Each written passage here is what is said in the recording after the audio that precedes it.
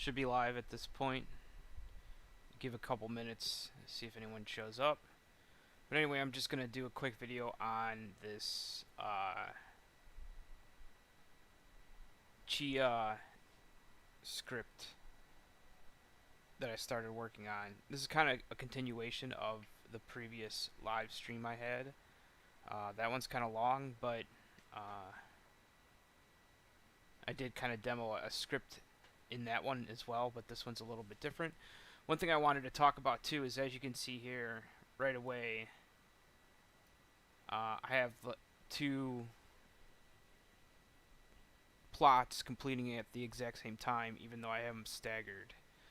So this is the problem you run into with using this SWAR plot manager. So my next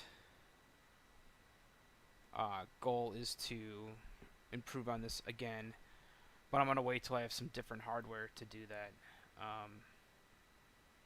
There's a feature in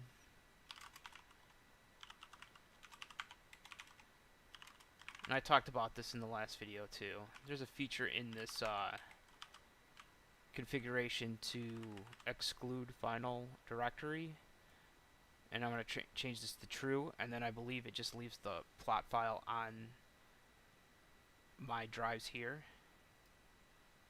and then I'm going to write a script to pull them off there. But right now I wanted to demo what I wrote just briefly again. So you can see it's actually running down here, and it says the plotter is close to finishing a job sleeping. So it knows that these two are close to finishing a job. And the way I'm doing that is just with some simple command line stuff. And I can show you that stuff here. And then I wrap some of these commands into a Python script. So if you look here, this is how we're getting the percentage of that top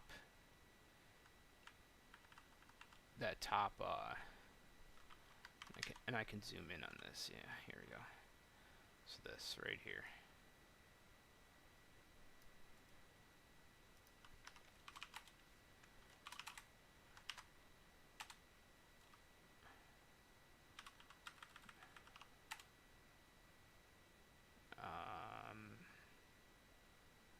Interesting. You always, I guess, have to activate the, I forget, you have to activate the virtual environment, which is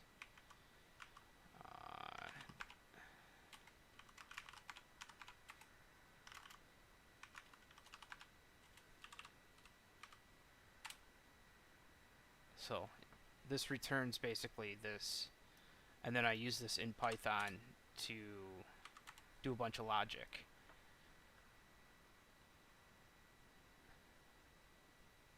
So I'll actually show you that script.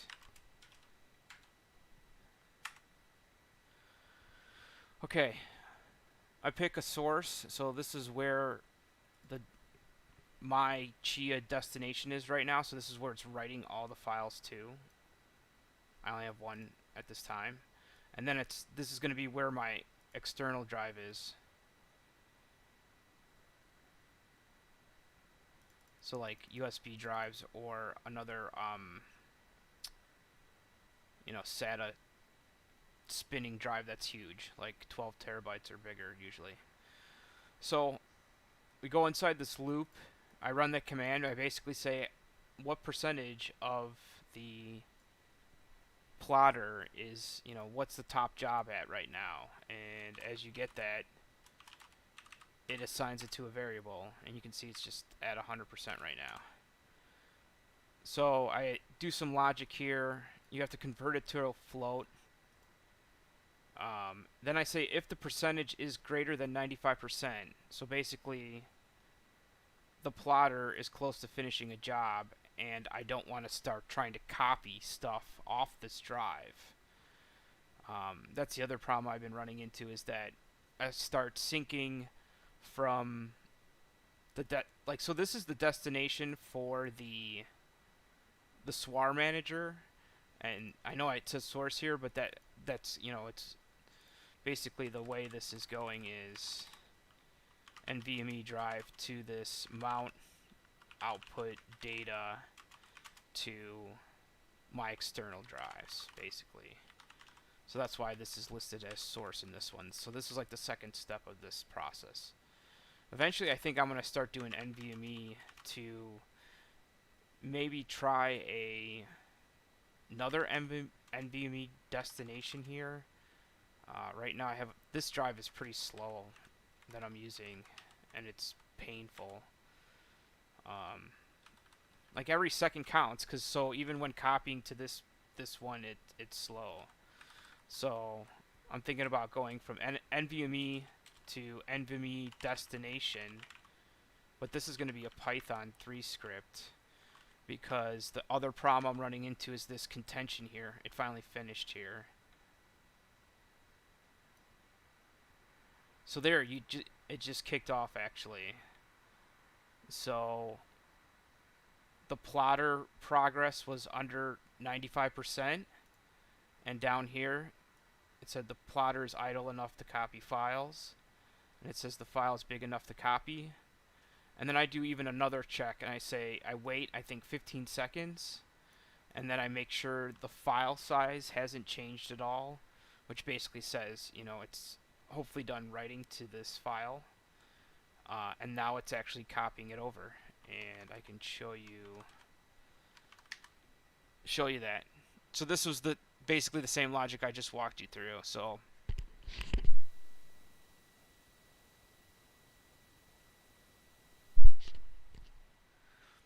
this checks if there's files in this directory. If not, it just says there's no files ready.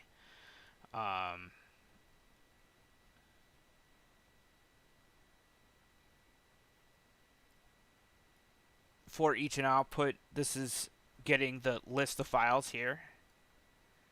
I get the file name. This is where I kind of make sure it's over 100 gigabytes. I say it's big enough to copy. I do lots of time dot sleeps in here to kind of give it time to. This is where I check the size again, and I say if B equals C. So basically saying, did the file size not change from here to here? And if that's okay, then I start copying the file. And then I sleep 15, then I remove it from this directory to keep this clean.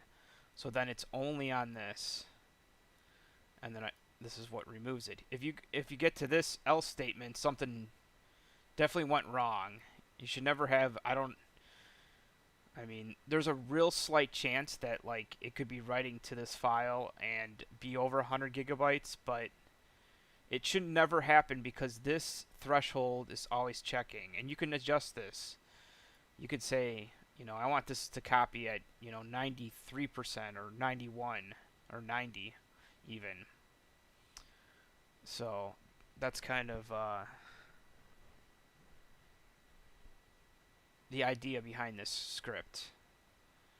And then the last one says it's not big enough to copy, basically. Which this shouldn't happen either, because the mask of this is only star.plot. So hopefully you have, lots of times you'll see, if you go to these directories, you'll see just temp.temp. So it won't even pick, this script will completely ignore that. So let's go back here, and I'll show you that it's actually copying. So if I go to, I'm not going to save any of these changes, but if I go to mount external, you can see this one right here, 20 gigabytes. This is the new one copying over, which it has 3 to copy over. Will it finish before this hits 100%? I don't know. And that's what I'm starting to test. So like maybe the threshold is I don't start the sweep script until 90%. The plotter's 90% idle. And that does happen here. you can see there's a pretty big gap here. But depending on how many you have, you might never hit a 90. This might always be 90 and above. So um, that's something you also have to play with and see what settings you have. The other thing you don't want to do is make sure you certainly don't want to fill up this drive. So your output drive is the one it's removing from here in this step.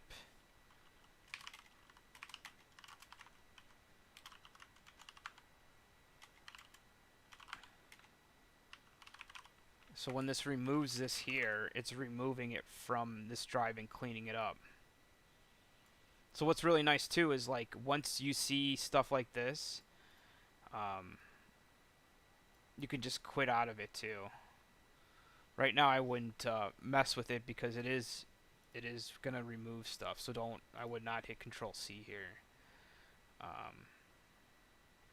I might put a way to even like get out of the script easier. I don't know if you can do stuff like this is a little bit into weird stuff in Python, but you can just check if a file exists. So let's go to like temp. And you do say if this file exists, you exit the script. So you can do import os if os.path.isFile. You want to do import sys. And you want to do if os.path.isFile temp abc.txt sys.exit 1. And there you go, it quit out. And you can even put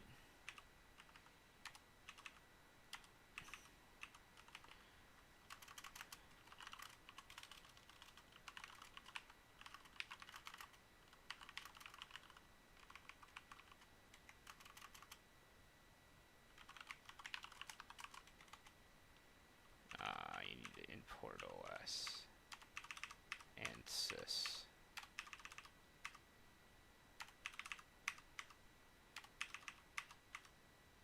So now this is going to print this out and quit.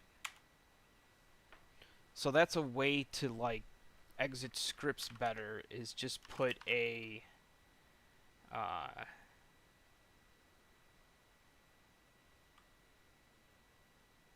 file like that inside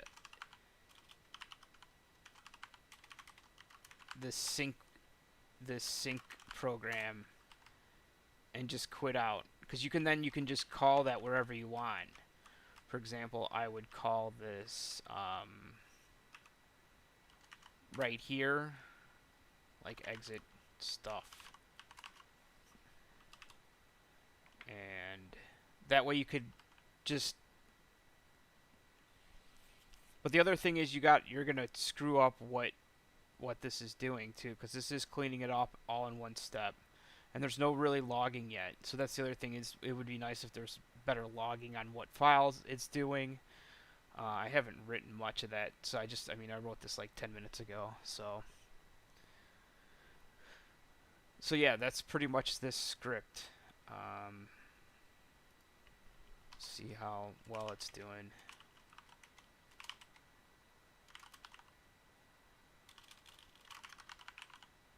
Oh, it's on the external. Yeah, see, this is slow. So 50, it's at 50 gigabytes, but I don't know. This is transferring from an old Western Digital black drive to a USB 3.0 like Seagate drive. And I think I can show that here if I do. Yeah, here's the.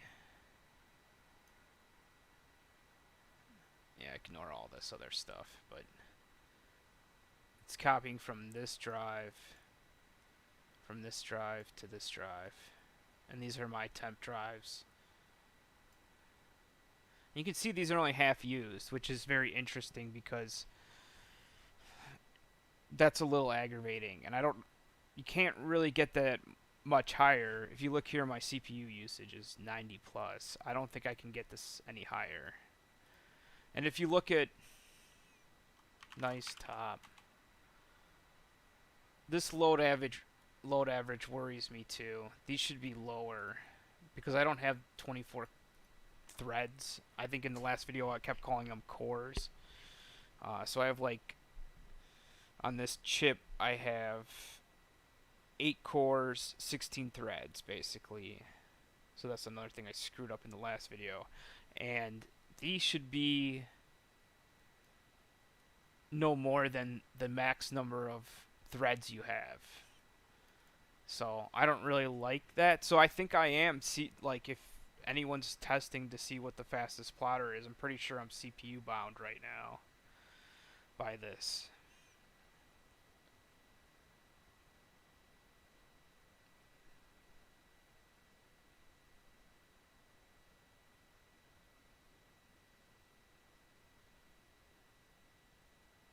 Though it's been working pretty good. You see I did 23 plots yesterday. We're going to see how many I can do today. It's already done 8.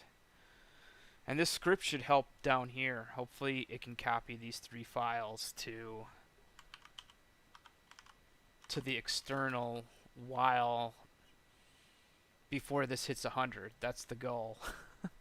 It's a pretty crazy balancing act with this SWAR manager. It's interesting. And I actually bought some more. I bought some more hardware this morning too. I'm gonna try to max out a different box and reclaim this one because this is my gaming rig, and I don't want to break it. And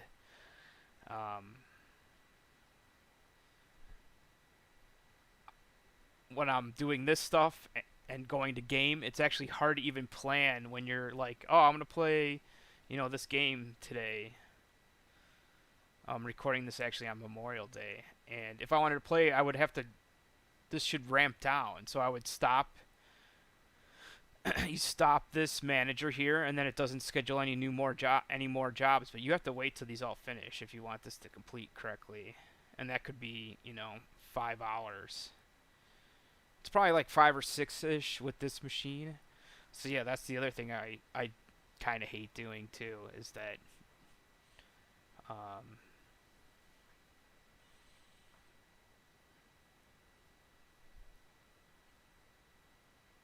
but yeah, it's a very interesting problem that I teaches you a lot about, I think, computer science. And I don't think a lot of people understand the concepts of using a machine to its full potential like this. Like if you look at HTOP here, it's going crazy. Oh, the other thing too I forgot to mention in the last video, I did change is it system CTL here? Yeah, I did change this VM swappiness to 10. And it still didn't. You can see here too, which is interesting, that it says I'm only using 27 gigabytes of RAM, which doesn't make any sense because, well, this must use less RAM per process than it says on the wiki. 3400 must be the max, because if you look at nice top, you can see most of these are 1.6 gigabytes and not even at 3. And I don't think they ever go above 3 because you set it at 3400. So RAM usage might be something that you can increase. So 3400 isn't the average. That's what's weird. So like, where's a calculator?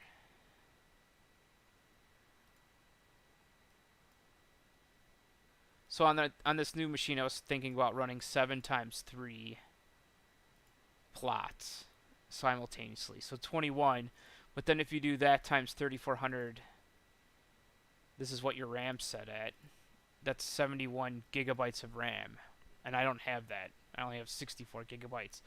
But I think that'll fit in this setup because of what I see here. Because not all of these are using 3.4 gigabytes for sure. In fact, most of them are not. That's percentage of memory. Oh, here, reserved here. This 1.9, 1.6, 1.9, 3.2. There's only a couple in the threes. So that's another thing to take in account for. So another real world example is that this one has 13 plots going.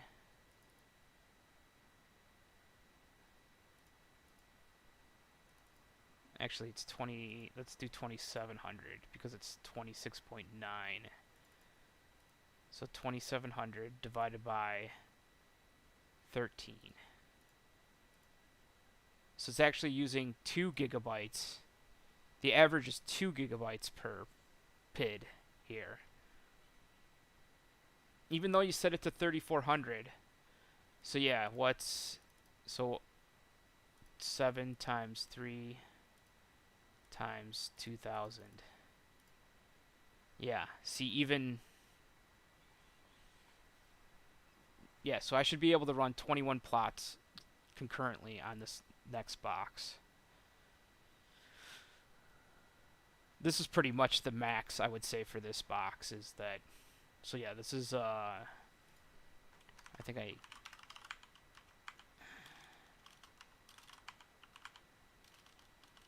box CPU. Yeah, so this is an AMD Ryzen 7 3700. It's a very good chip, and this is a very reasonable chip at this point.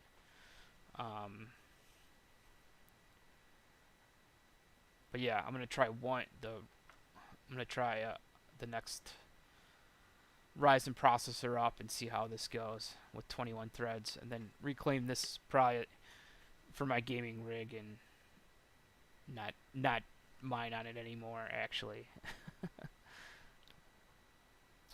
So that's pretty much my update for this miner. Let me know what you're getting. I'm going to see if I can get this plots any higher. I'm still running the stagger times at 30 minutes.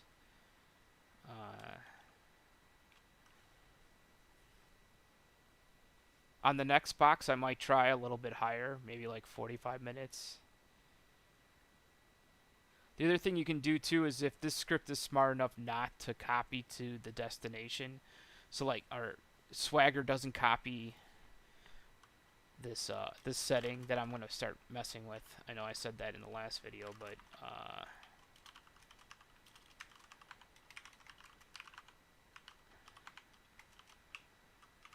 this skip full destination, or no, yeah, exclude final destination, then have this script pick it up. I bet you I can get about 40 to 50 plots a day off this next box, is my guess. But that's going to be... I was thinking how I can even improve this process. So right now I have NVMe to slow spinning Western Digital Black drive. This drive is like 10 years old. I'm surprised it even works. And then I copy to external drive. And like now this part right here, from like here to here, is slowing me down. So I want to maybe do NVMe to like eSATA or I do have an extra 512 gigabyte SATA drive. Not eSATA, maybe it's something else, but maybe an 500 gigabyte SATA SSD, or maybe another NVMe drive. I know that's kind of crazy, but the faster you get this step here, the faster you'll plot.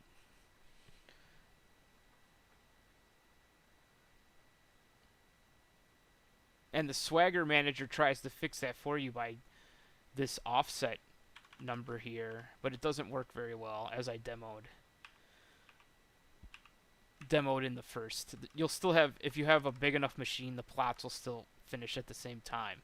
So the idea is to leave the plot on the NVMe drive and then use this Python script down here to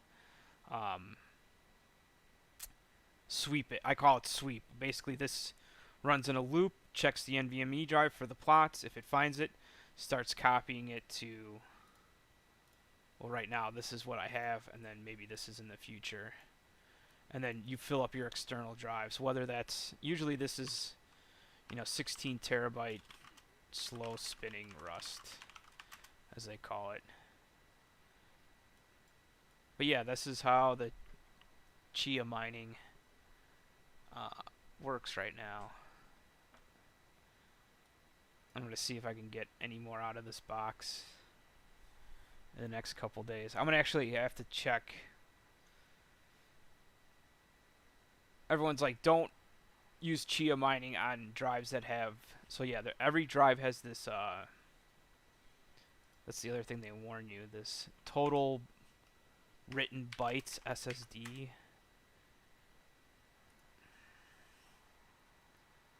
Total bytes written.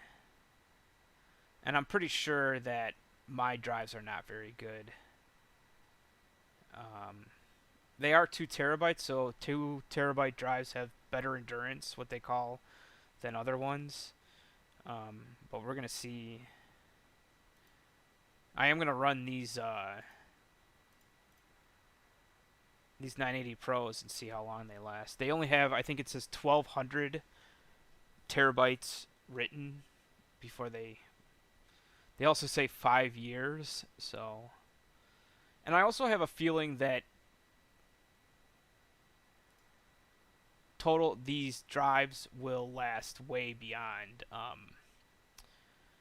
this rating. I hope this is like a minimal rating and you just see like insane writes on some of these drives. We'll see. People are going to start pushing SSDs to the limits now with this mining for sure. And it's actually good to see. Hopefully we see like 32 terabyte drives too soon for cheap. 32.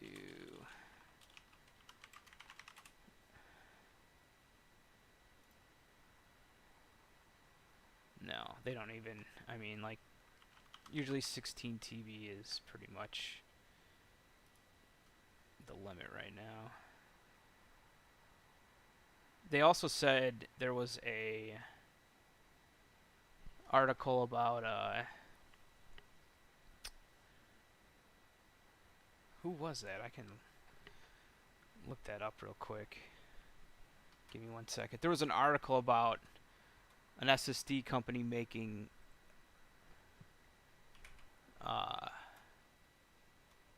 NVMe drives specifically for mining, which was very interesting already.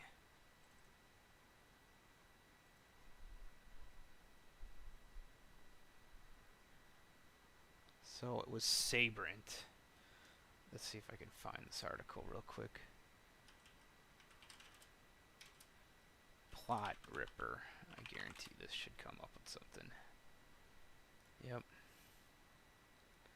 So this is the next generation SSDs for mining. This says 54,000 total bytes written, which is amazing compared to the typical one. Yeah. So we'll see what happens. What do these say?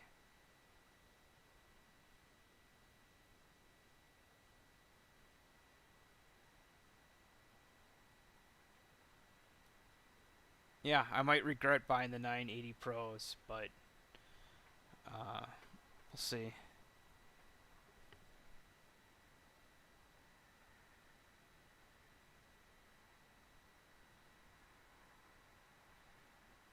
wonder what other people are running too. That's the other uh, hard part about this is I don't see many real world examples of what uh, people are running. And I do see some people talking like in Discords about the settings they're running, but the problem with Discord is there's so much like I was just discussing this with one of my buddies is Discord is just a giant mess of different conversations going on and it's hard to even read through it.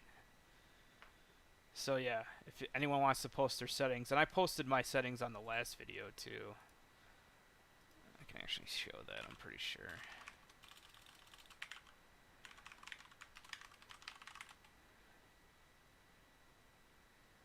How does it show? Okay, that's at least it shows it live. Videos. Yeah, this one. Okay, yeah, whatever. Why doesn't it show? It says 2 comments, but oh, it's just I'm not scrolled down as far. Okay, yeah, here. So this is my settings right here.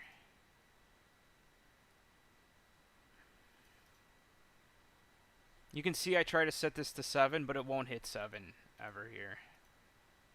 At max, it's hitting 5.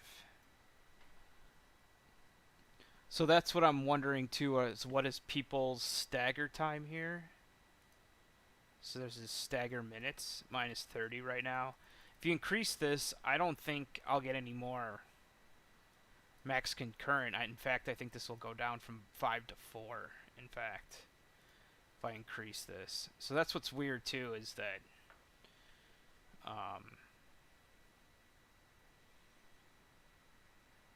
on the next machine that I build, I'm going to try to get this to 7 here for these 2 drives.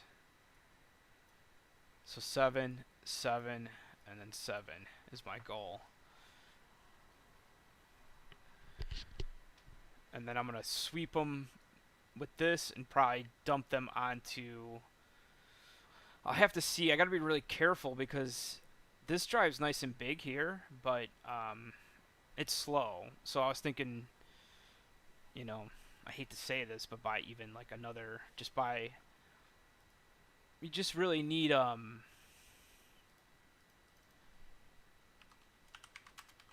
drive you can just read and write to from a lot. Even something like this would be great. The problem is it will be writing and reading to this non-stop. So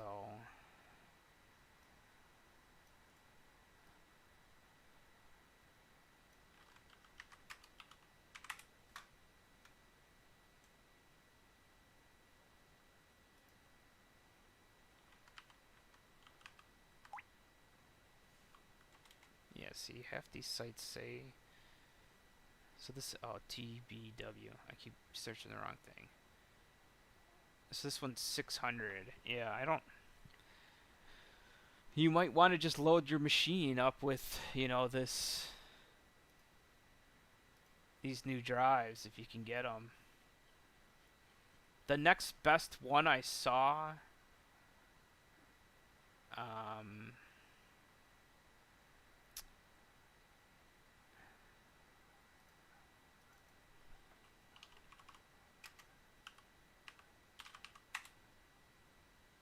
these inland ones. So these have, this 2 terabyte has 3200 TBWs, and it's pretty reasonable. If you go down in size, though, it drops the TBW. So as much as people want to save money on, like I was thinking about buying just 1 gigabyte of these, but this is almost identical to the 980 Pros. So basically, what I'm going to probably do is run these 980 Pros until they fail, and see if I can get them replaced. And if I can't, then I'll probably just upgrade to something like this, or even something like this. Because I am going to be trying to plot these, I think, for a couple years. Just seems like a simple thing to do and something to help the crypto world. And I'm not. It's more of a hobby than anything. I don't think you should really watch the Sloth Tech.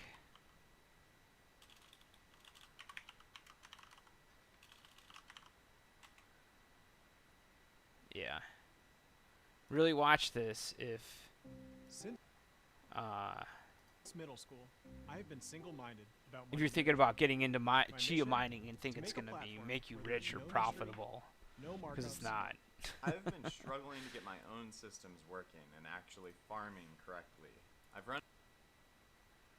And a lot of people are ahead. And this is the guy's. I really recommend watching this guy's channel too. And this is the guy's Discord. It's actually very active. It's not his community's problem. It's not people talking about chia or mining or whatever's problem. It's stupid Discord that I can't, can't. The threading of conversations just sucks.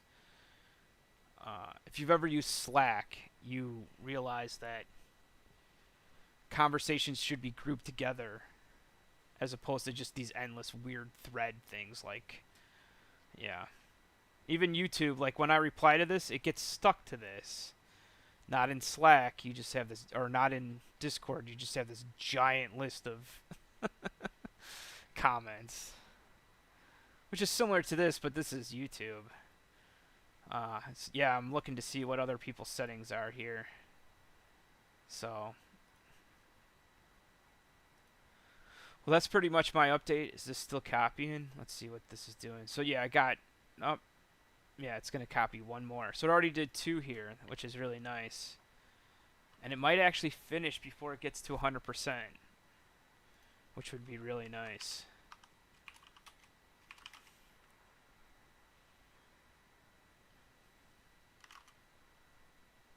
And you can see here,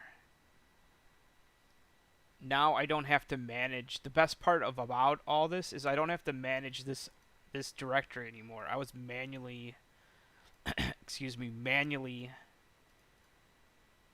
copying files in and out of this drive for like the last couple days. This is all self-managed now. If I go to, go to data. This is the last one in here. There used to be 3. So yeah, this copied 2 already to the external drive.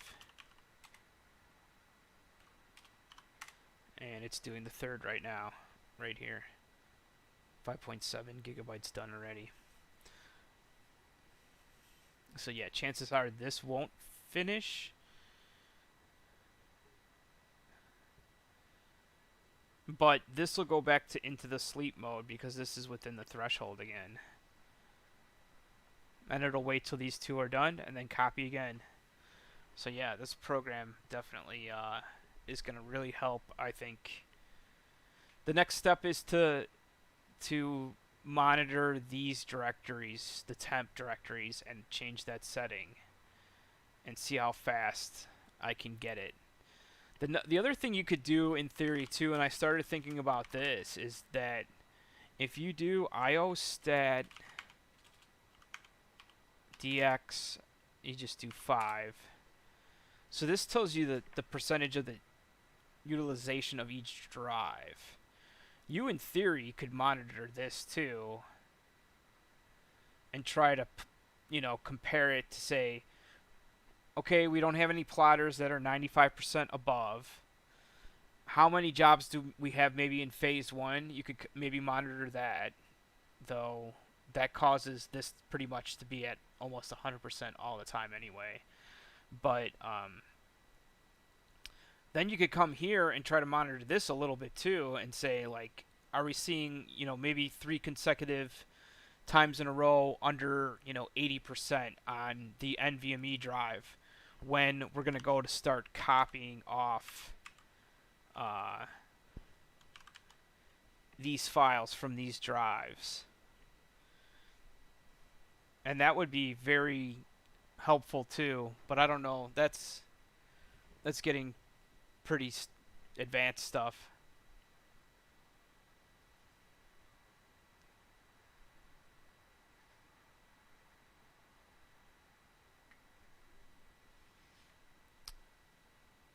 Yeah, sorry, uh, Jangle Stick. I didn't see your message till now.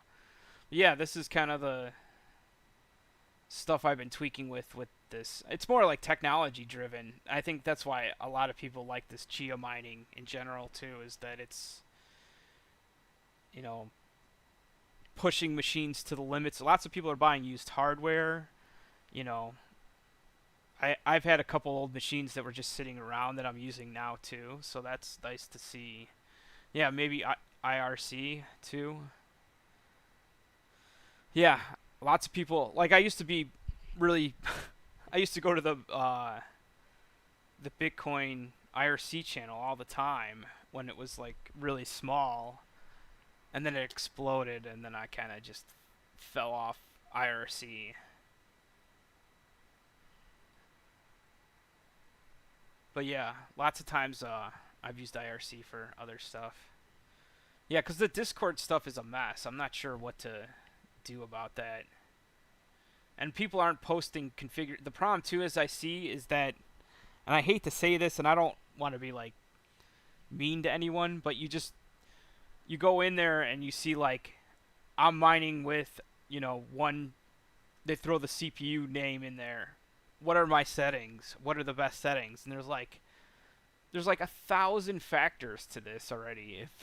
If if that isn't obvious, and there's so many ways to optimize it. Uh,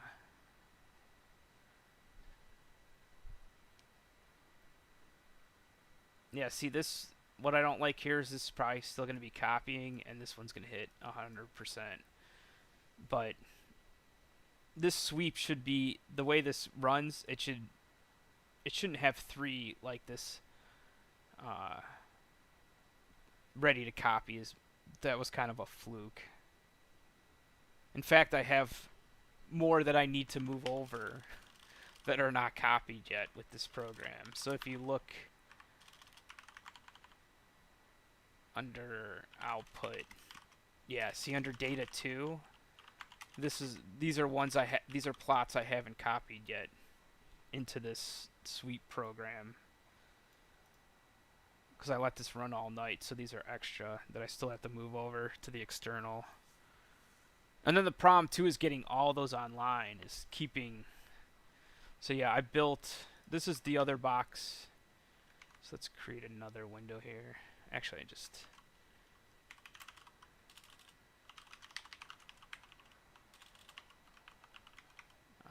is it 6.1? Yeah.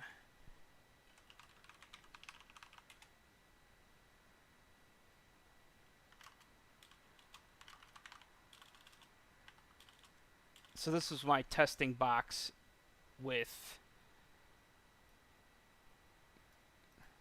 that I'd just been copying data to. So I was able to fill this box, was the first drive I was able to fill. And this is the second one I'm trying to fill. And then eventually I'll add more drives to this and fill it from, basically I call this like the plotting machine. And then this is the farm. I think that's what the way they call it. This is the farming machine, and this is the plotter.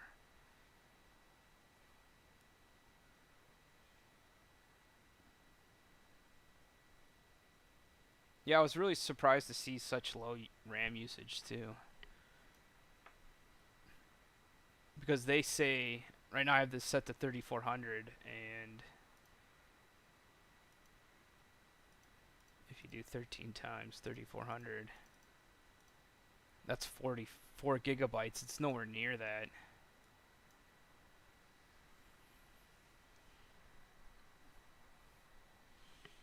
And I actually want to maybe move this RAM up, but I'm not sure that'll help. Some people say it'll spend maybe help 10 to 15 minutes per job, but I guess every minute counts if if you have the overhead or you have the room here, you might as well use it.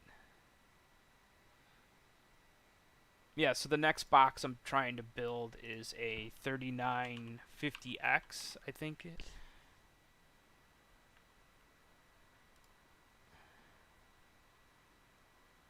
Oh yeah, my ad blocker will just...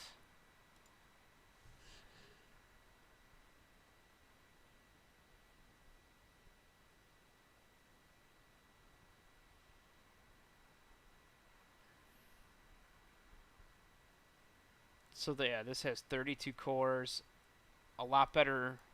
I think the chip I have tops out at 4 gigahertz.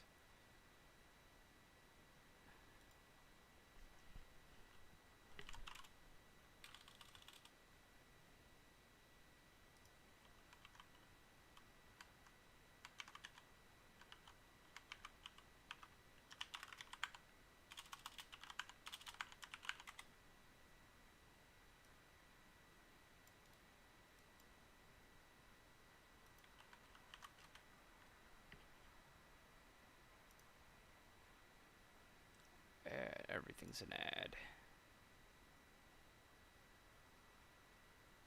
Oh, this is 4.4, so it's a little bit better. But yeah, it's 32 threads, and I think the single thread performance is a lot better on these new... Actually, I'm sorry, not this chip. The 59... I searched the wrong... 5950X. This.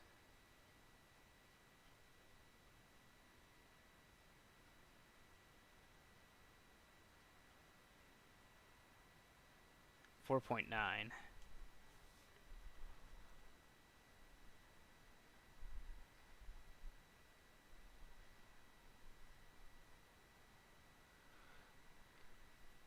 Yeah, there's so many factors to this. There was a really good... Yeah. I mean, that's the other thing too, like if you know much about Linux here, I just made these ext4. You could try different, formatting stuff, like different...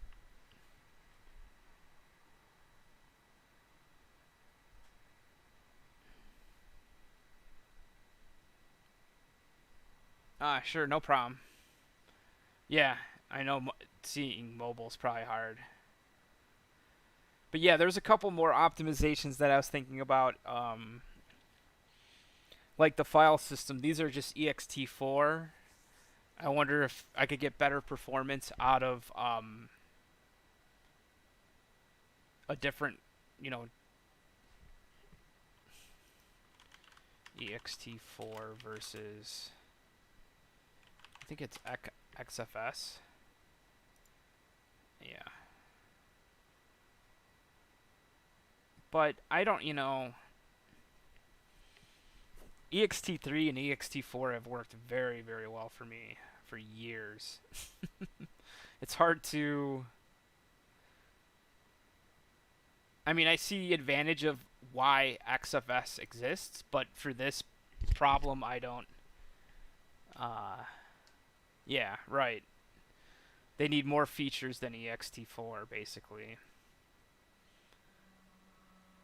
So the next problem too is which is kind of funny, is that you will end up with, and I didn't even think about this process until now, but you'll end up... See, this drive is almost full, but it actually has 34 gigabytes of free space. So there's a way in the Chia miner to adjust... This is a lot more complicated. I don't think I'll actually ever get to this point because it's so convoluted and messy, and I don't know how to even really control it correctly. But if you change this size here, you can essentially optimize all the way down to that. You could get this 34 gigabytes almost filled per drive. This guy has some, I saw some math that was like, if you have this size drive, you want to do size, you want to make, 18 plots at size 64, and you want to do 10 plots at size 32. And I'm like, oh my god, that's impossible for me to manage right now. Yeah. So I don't. Maybe something I can do is like go back and make some bigger ones and move some stuff around, but that's messy already. Yeah. And I was like, that's a great idea though to optimize this last, because you think about it, you'll always end up with this little chunk at the end that you don't use.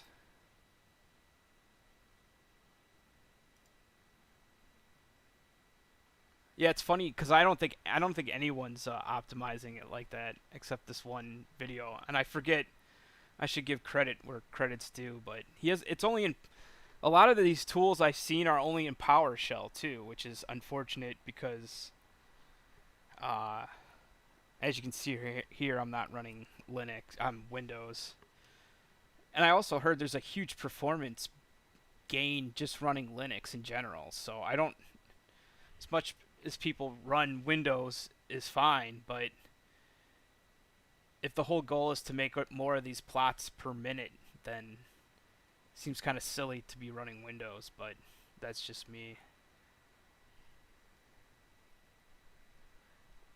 There was another guy, I can look it up. It was just a guy writing PowerShell scripts for Swagger and some other stuff. Let me see if I can find it.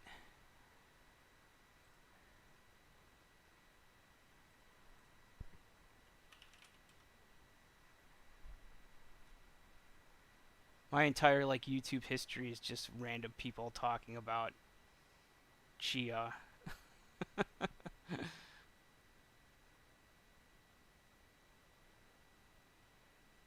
That's the problem too, is like I have,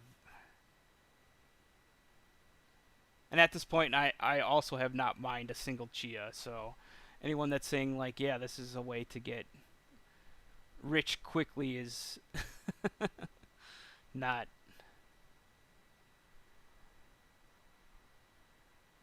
Let me see if I just search for PowerShell.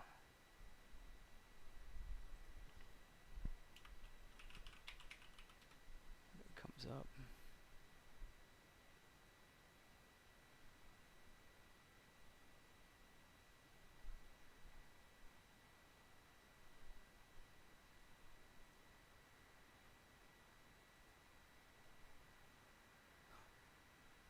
Yeah, I'm not really sure.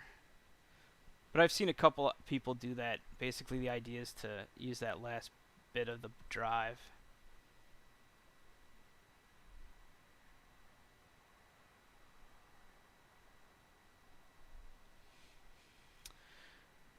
Yeah, so I am doing this. So yeah, there's all types of stuff here you can play with at the bottom here. So I am using Session Infinity right now.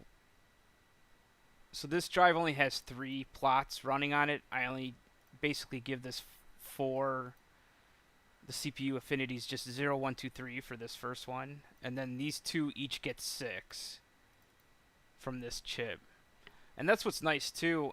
But I don't know. Maybe like running this is overhead too, and I would really like to test disabling some of this stuff. And maybe it's just better that the operating system handles this too. I don't know. That's what's weird too. Right now I have this completely separated out. If you look, I closed it.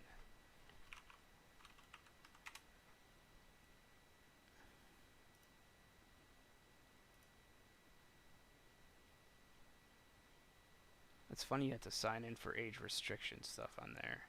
And it's funny the scroll stops here. Like, I have to...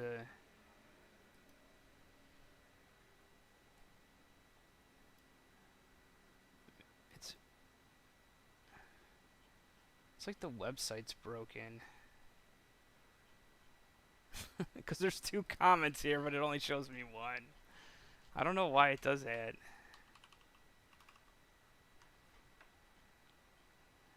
Maybe because I'm not signed in. I just had this up. It's pretty funny.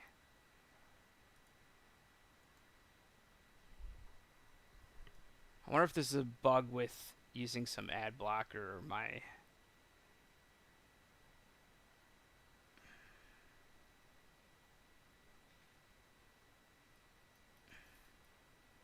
Dude, that's so weird. I don't get that.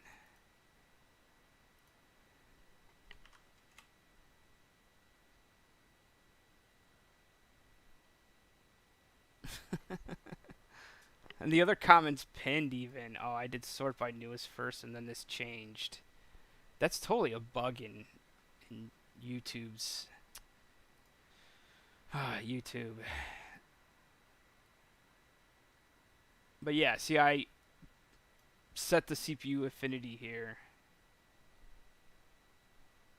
And I wonder if it would be better if...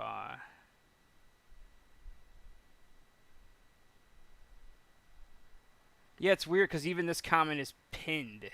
And I wrote it. So, like, that's even worse. That this... I don't know why... This one's even pinned. I don't know why it's not above this one. In fact, I might even go back and delete this and just put this under here inside this... Because I think I can edit this one. YouTube is kind of a disaster, too. They've screwed up the comments here so much over the years. I'm sure if anyone in tech remembers their Google products that... What was it called? Google Plus? Yeah. Products that people don't want to remember. But yeah, these... I wonder if it'd be better if I let the operating system manage this. And then you can actually change this to whatever you want.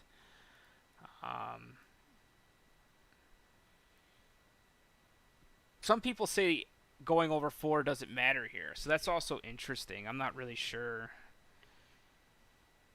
I have no proof of that either. That's the other problem, is that there's very few real world examples for this.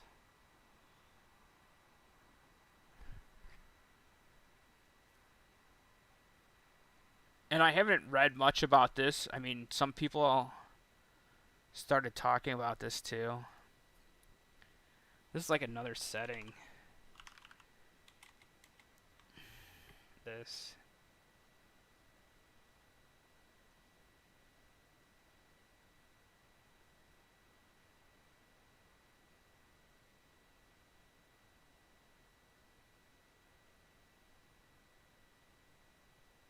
What is this?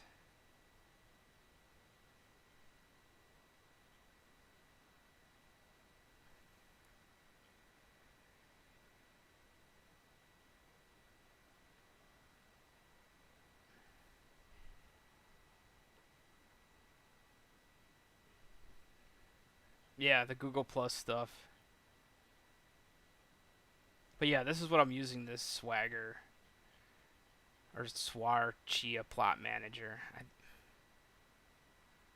It works pretty well. What I really like about it too is like you can just stop the manager here and then the plots will stop being added and you can just ramp down the machine and not lose progress. If you've used the graphical user interface for this Chia for plotting and you close out of it, you lose all your progress right away. So that's what's nice too, is you can also change settings in this program and it'll just reload it automatically with a restart command. And all you're doing is restarting the manager as opposed to you're not affecting any of the old jobs. Basically, those will all still have the same settings. But on the restart, it will any new jobs will have those new settings. The other thing people are starting to play with is max fit for phase. I've heard some people going up to 3, but I don't. One thing I don't know how to measure is the total like. Uh, so IOStat this tells me individual drive percentage utilization here, which is great. But is there a percentage of like the bus that I'm using? Like I don't know, maybe like a PCI Express bus percentage, because that's what these drives are connected to, and I don't really know how to measure that either. Um,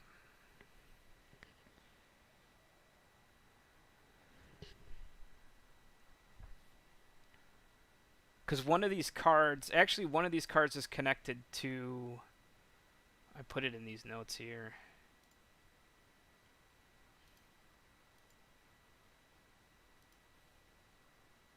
This thing. One of these is connected to this adapter card. This thing's pretty cool. Not this one. I bought the.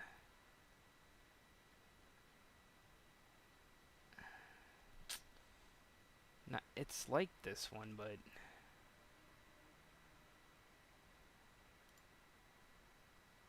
it's bigger and a different.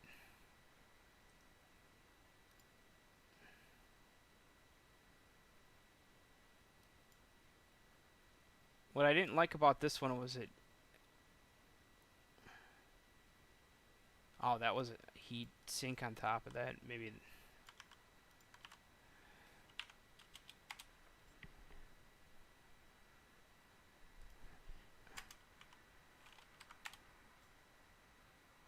This one.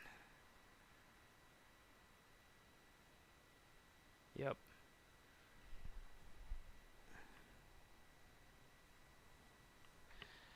Yeah, exactly. Like a hardware RAID array, you would have monitoring software for that, for sure. And that's why I'm like a little. I don't really know how to monitor that at all. In fact, so yeah, one of the 980 Pros I have is in this adapter. It's actually pretty nice. It has an LED, a green LED though at the top here, and it just blinks nonstop. So, uh, if you have this computer in your room with like a case you can see through, I don't recommend recommend having it in a room that you sleep in because it's super bright. Maybe you can disable it, but it's funny. Like all these new gadgets I get have terrible LEDs on them, and this is one of them. But it seems not to slow down at all through this adapter, which is really nice. I thought for sure. I thought for sure these wouldn't. So this one in the second slot here, this second drive is the exact same drive, but on the machine itself. And then this is the one in on that adapter, and we're basically getting within 5-minute plot times of phase one, and that's like unbelievable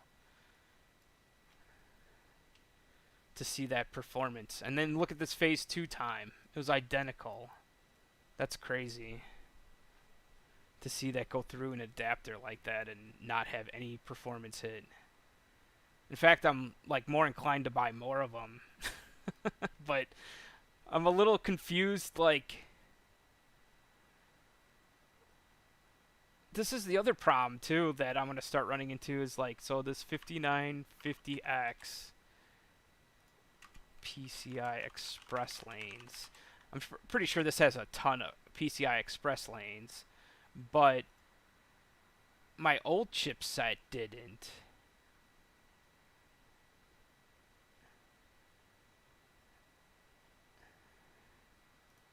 Oh my god, I hate sites like this.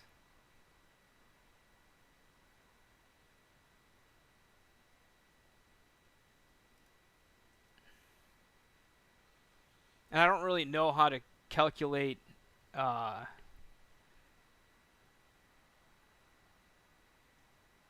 so, like, if this card is inserted into the machine with a 980 Pro and it's running at full, like, capacity, how many PCI Express lanes am I using? Like, 4?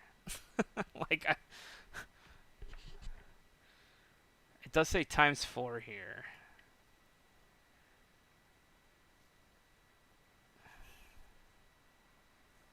So,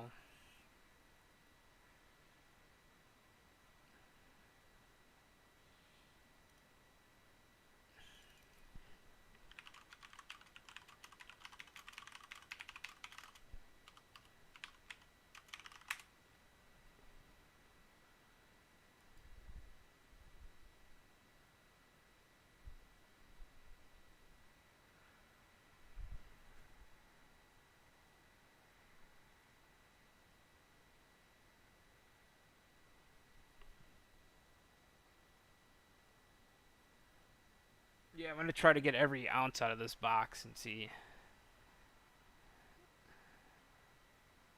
how many plots I can.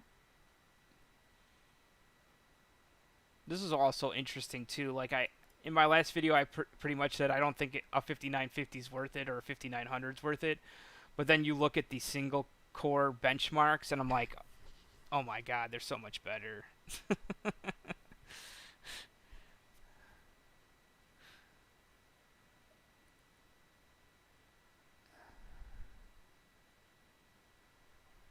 Where's the PCI Express lanes? So this says 40. So the other thing too, which is weird, is that I have a big graphics card in the box that I'm plotting on now, and I think it's taking up a lot of PCI Express lanes, like in fact like 16, and on the 3700X.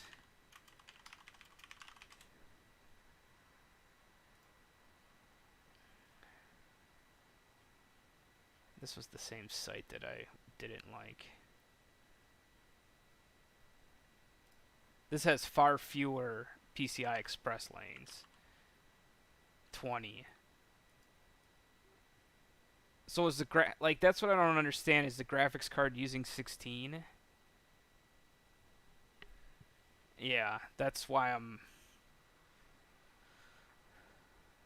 Because in theory, like, yeah, in this other box I have a 2070 Super. I have that. Basically, what's on this site here on the. Actually, I didn't list the graphics card here because that doesn't really matter. But yeah, basically this plus the 27 Super. And I'm afraid that I'm like running out of PCI Express. But I don't know how to. I don't have any idea how you measure PCI Express buses or any of that stuff. I mean, even Google, I don't.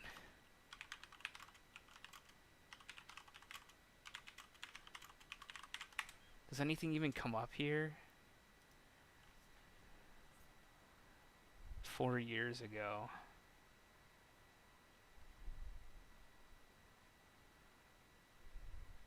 This looks like a bus to the GPU. And I don't want to measure the GPU bus. I want to measure.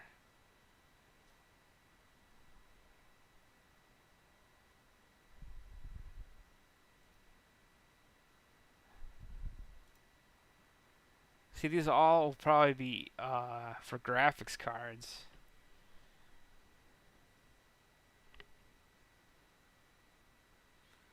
So yeah, how is this doing? Oh, see, the plotter knows that one's close to being finished. It copied those 3 over. It'll wait till this one's 100%, and then it'll copy that one over again and go back to sleep. So yeah, this thing's working pretty well so far. The other thing is I want to kill this. This is probably going too much.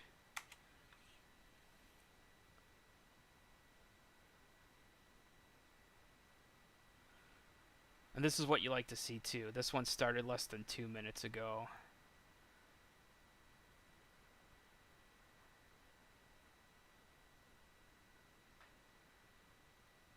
And what's cool too is like once this one's done, I know I have a bunch of headroom here to copy other stuff for that drive so I can move those other plots to the external.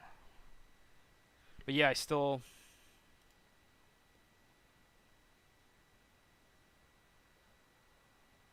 yeah, see I want like saturation usage on the bus.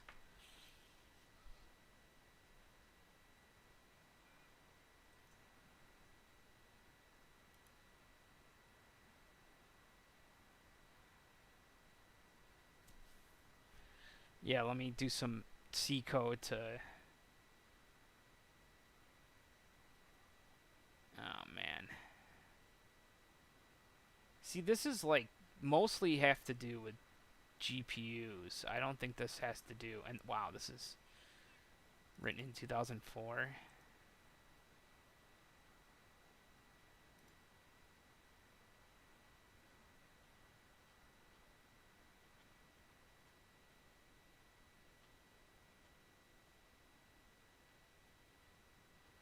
Yeah, I don't see anything here.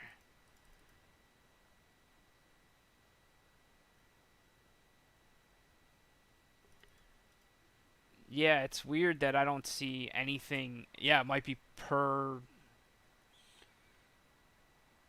I don't know. It might be per motherboard. That'd be awful.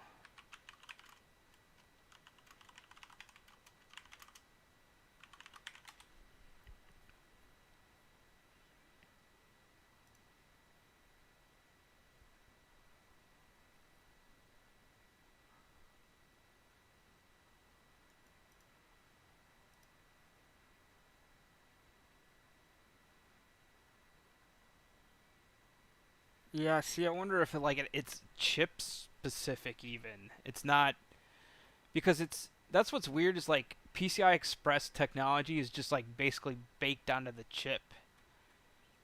And for that new one to have 40 lanes, it's freaking amazing. Uh that's really good because basically the motherboard I bought 570. See if I can find the one I bought.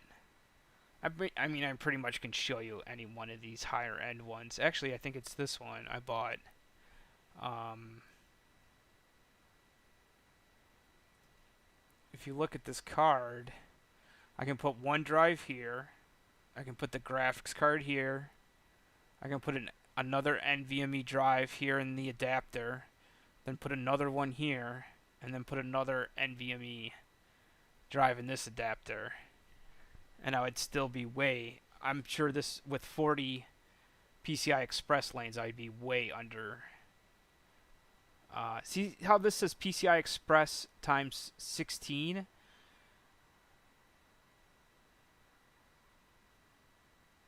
I'm pretty sure like when you use a graphics card, that's the size of the bus too.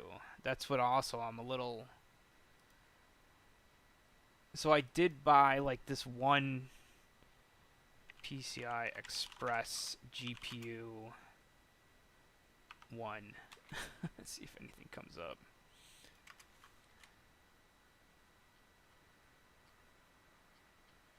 Ah man, the Google search for or the this. So if you look at this, this is the same size as that adapter, and I think this only uses 4 PCI Express channels versus the 16 that a full graphics card uses.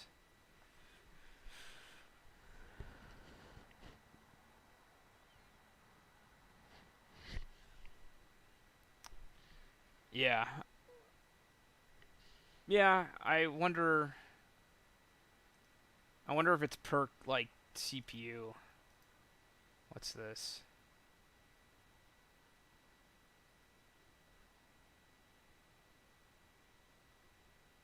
But it's funny that I this all talks about Intel and I'm running AMD.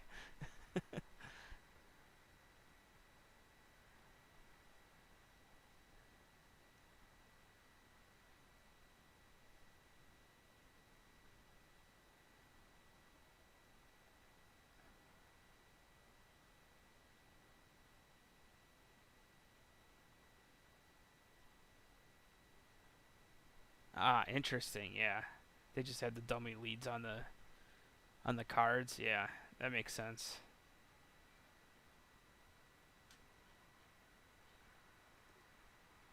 But yeah, I don't. Maybe AMD CPU Linux monitor PCI Express bus usage. Good old Stack Overflow. See, it immediately talks about GPUs, and I'm like, that's not what I want at all.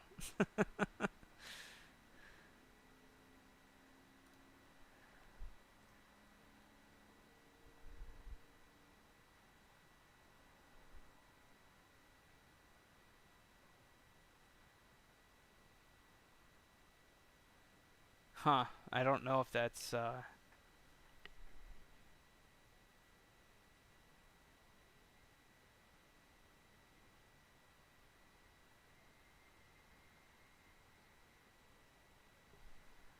Yeah, I don't know. There's very little information about this. In fact, I can't find any.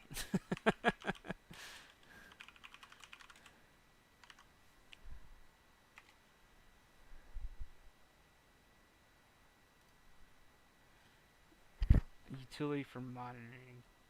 Yeah, here. But see, this is Intel. Would this maybe this Intel works on AMD as well?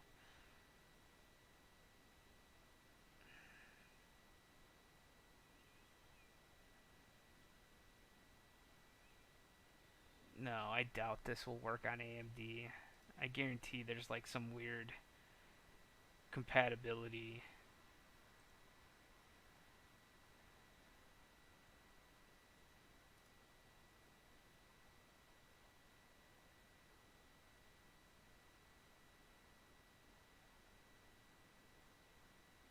This is old too, I think. Yeah, see, this is 2 years ago. Yeah, I'm not really sure how to monitor this. This is what's kind of nuts.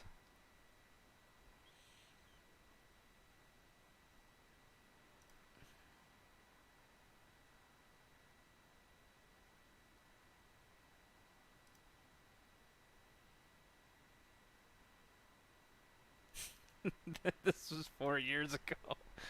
This is like, what do you mean PCI Express packages? No.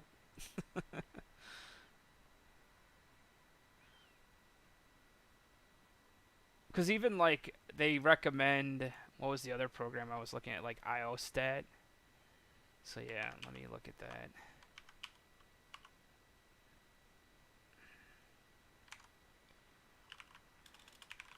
No, IO top. Oh, you gotta do sudo IO top. But I'm pretty sure this is just like, yeah, this doesn't monitor bus either. This is just total bytes written and read. And which processors are hitting the disk the most. So, similar to top.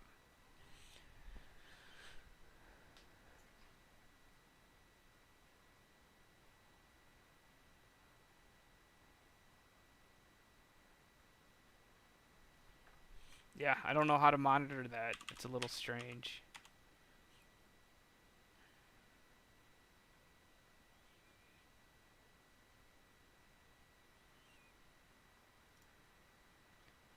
Cause yeah, for like RAID and stuff, if you do like MD monitor usage, there's so much like information about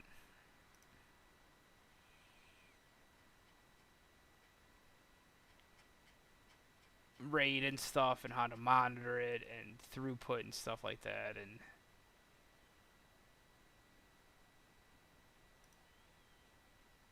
but yeah, I'm not sure how to do PCI Express.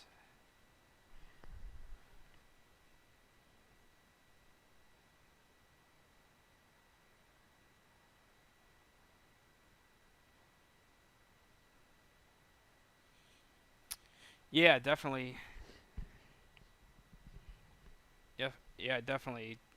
At least, yeah, at least that's like a baseline. You can at least see. Yeah, I'm trying to think. The problem is, like, I have no idea if I'm saturating this bus. I'm guessing on the new machine I won't have any problems, but I would have expected on this machine to have problems, but I'm not. I'm not entirely. The other thing too is like this drive is connected through SATA. Does this SATA drive use up PCI Express lanes? I guess not. Is the SATA bus through the PCI Express bus? Like, why is this stuff so, like, not just. I'm guessing this has its own bus.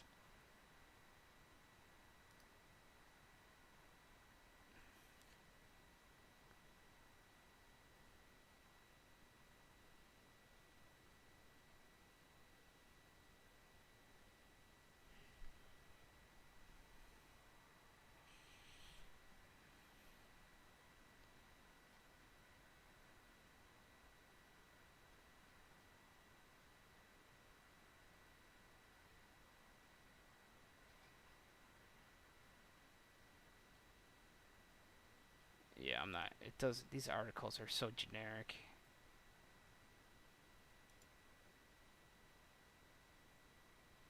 Because sometimes you have where.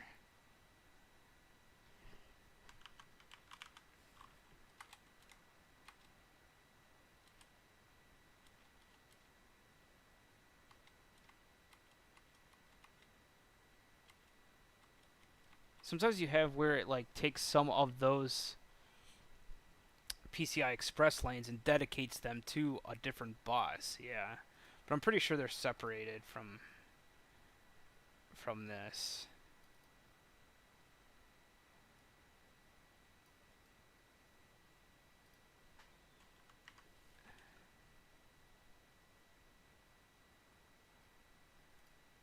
This is the board I have right now. This is also, I mentioned this in my last video. You can see here that the M2 drive is right below the PCI Express slot for the graphics card. And it's a terrible idea because you can't put a heatsink on the drive, and I guarantee if the graphics card was running at full tilt, it would just throttle the SSD nonstop. In fact, I don't know. I wonder if that's happening. That's another thing you could monitor too. Is I haven't even thought of that. Is like start to monitor make sure the temperature of all your devices are within reason too. I'm sure you could do that with Python and that script. But yeah, this down here where this other slot is, it's nice and exposed, and I think there's plenty of airflow versus the one right here.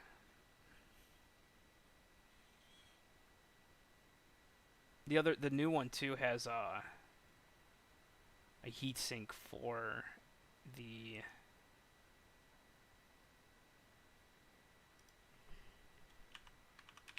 NVMe drive.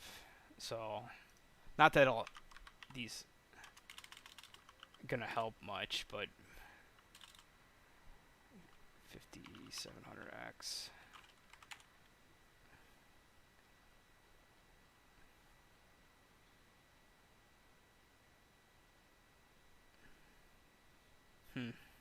Maybe because I need to put a model number or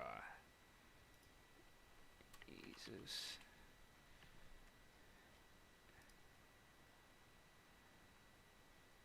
So right here.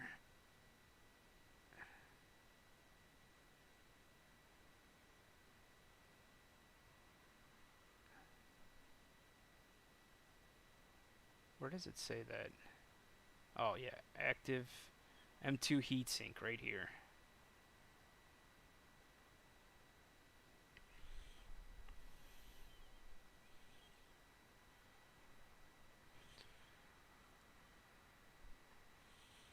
Yeah, this thing's crazy. This has this a fan even here. I'm always amazed by uh, motherboard design and how crazy like complex this device is and how we can just get it for a couple $100. Like it's kind of nuts. This also has a ton of SATA ports too.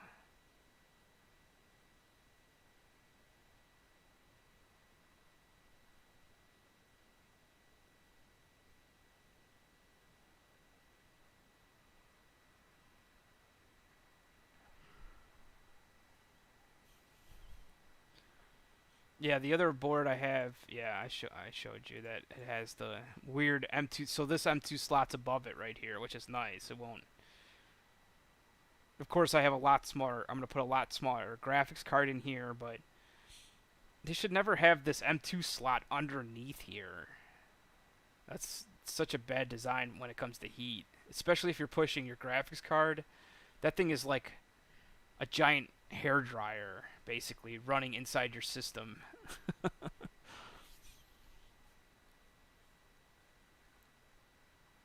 Do they sell M heat sinks? I bet you they do. Of course they do. Why wouldn't they?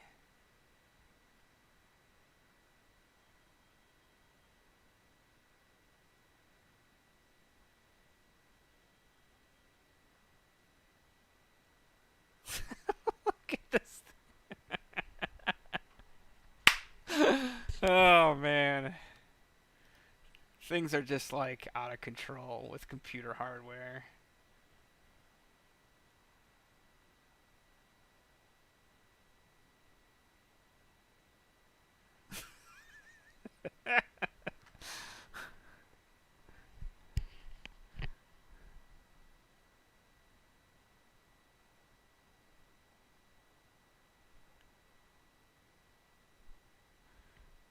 Yeah, there are ones on the back. Good call. I wonder if that one has one on the back.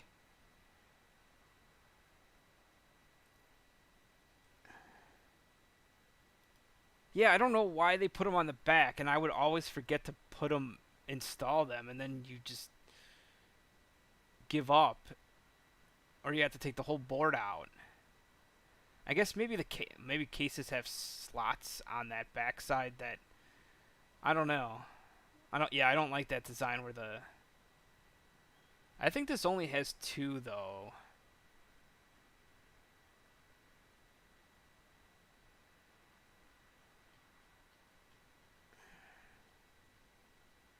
Yeah, this says dual PCI Express M4.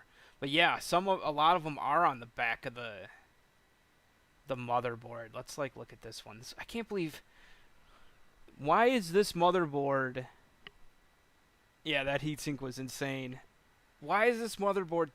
Oh, it has the CPU too. Okay, I was like gonna freak out because this is double the price, but there are some like motherboards that are super expensive. I think they're called Tough.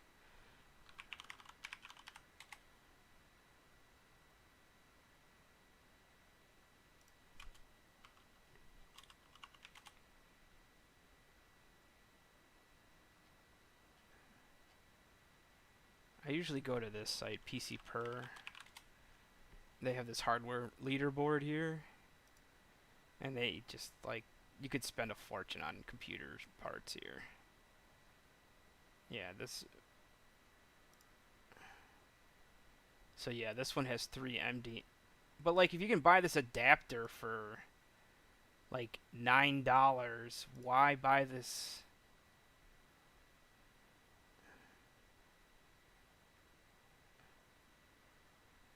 Wow. Yeah, this board is way more expensive. Yeah, it's like tough.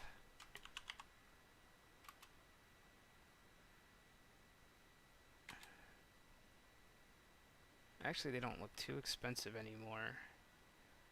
I thought they used to be really high.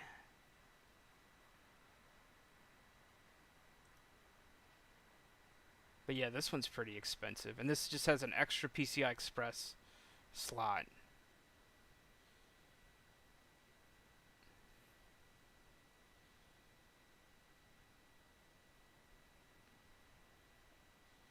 But it does have a bunch of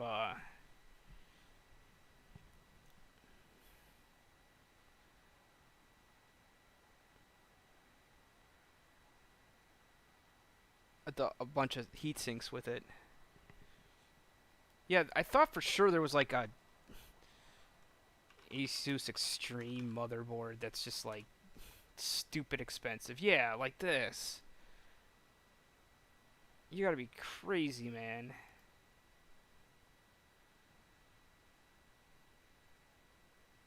I can't like this. $750. I guess they don't use the Tough branded name on this. I thought that maybe they used to, or maybe I'm just remembering something different. But dude, this this one's 1,500. I don't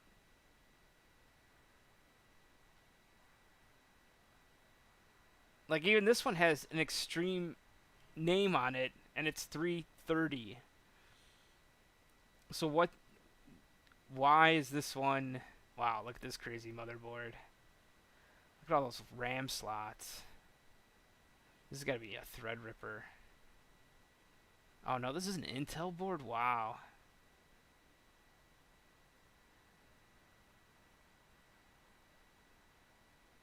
I guarantee people own this board.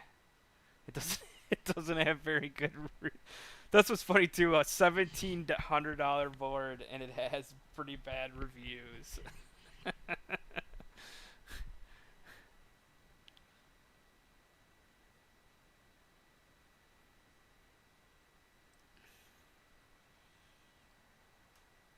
But yeah, I'm gonna build one more machine and see if I can get this these plots to about 40 is my goal. I think I'm gonna kind of wind down the stream here, but you can see that that last one completed. So the progress went over 100%. The plotter became idle again here, and then the file was big enough and it copied it over. Actually, it's still copying it over right now. Yeah, I should look at some of those reviews on.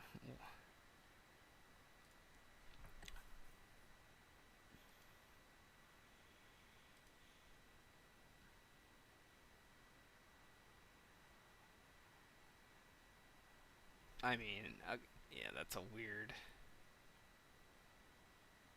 Dude, how do you buy two of these?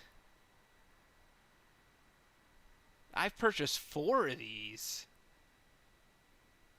They're all talking about the same code. Oh my god.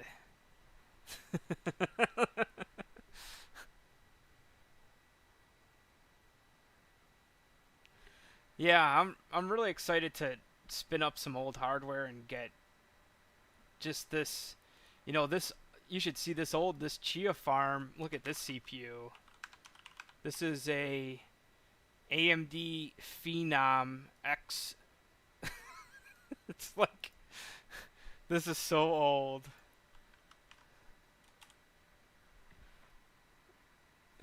You can't even search this on on.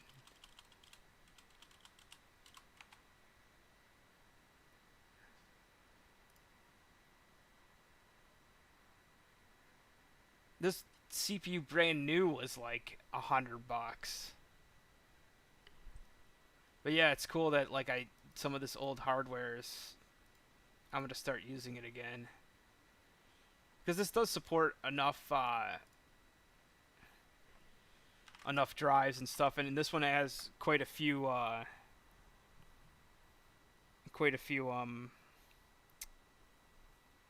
SATA ports on it. Yeah, I was so happy when we switched from 2 and 4 core, like 2 cores, 4 threads was good, but when we went from like 4 to 8 and stuff, and I was so happy when we switched from like 32-bit operating systems to 64-bit operating systems. I was so happy.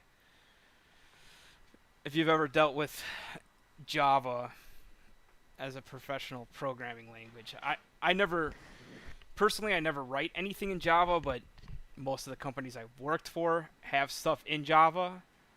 So Java was when Java was limited to 4 gigabytes of RAM, it was awful, as you can imagine, for enterprise systems.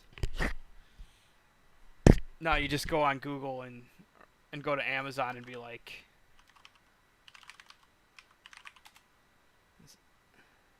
EC2 instances info.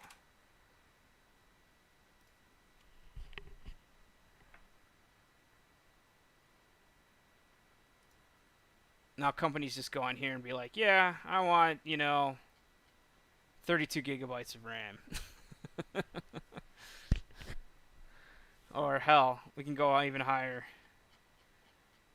How high do you want to go? Here's 12 terabytes of RAM.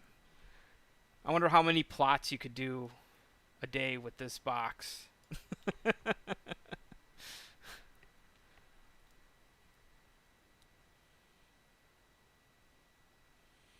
Oh yeah, man, the concurrency. So yeah, my new thing. Well, I don't use it professionally, but Golang's concurrency model is amazing. They call them Go routines.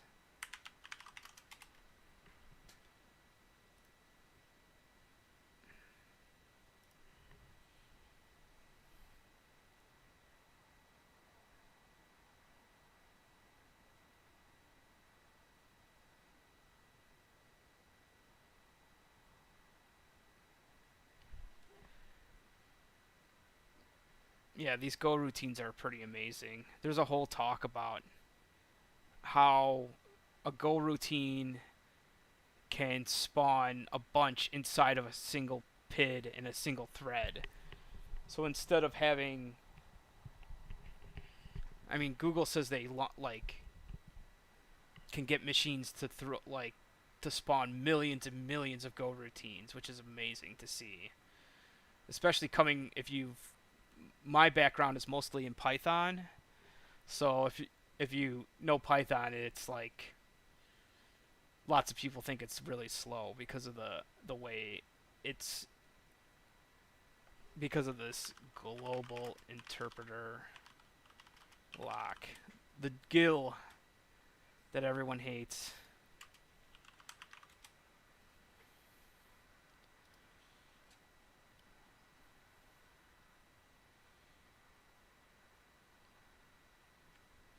Which is funny though, because we're just getting more and more CPU cores and threads all the time now.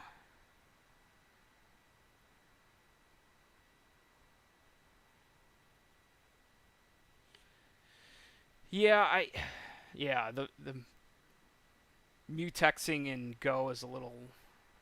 I've tried to written quite a few things in Go. In fact, uh, usually when it comes down to it, though, I write it in Python, and the Python version is almost as fast, if not faster, because I'm not very good at Go. One program I wanted to do was this, like so you just have Apache logs.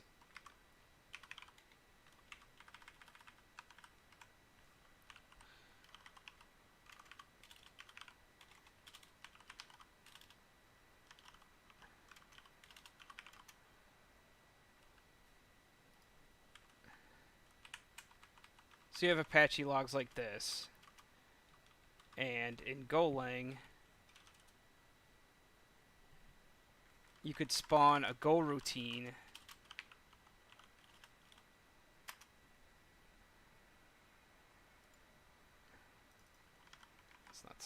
this wrong. These can all spawn Go routines.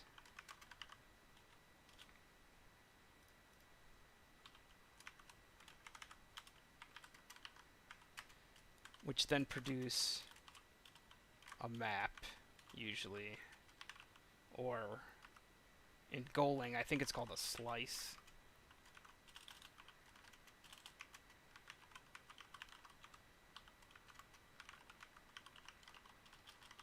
And then you do one final combine of that. And you get get unique IP address, basically. Or, let's say get the number of hits per IP address. But in Python, this isn't as easy to do. And basically I just loop through these logs.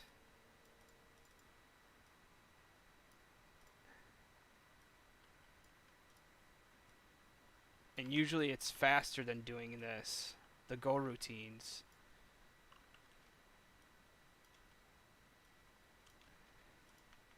So in Python I just loop through these and create a single dictionary.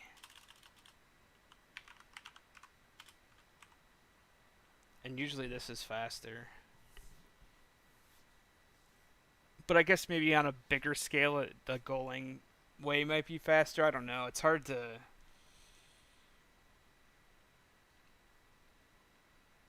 It's funny, too, because like, it's so much easier to write the Python way, too, than it is the Golang. I guess I'm not very good at Golang yet.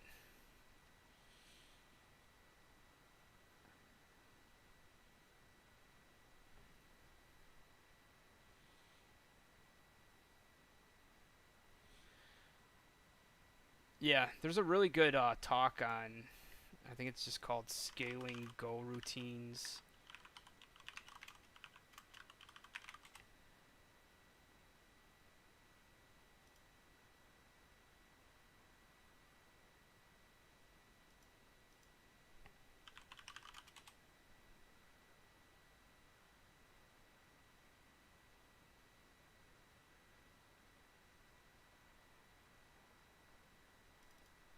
I want to say this was at Google, though.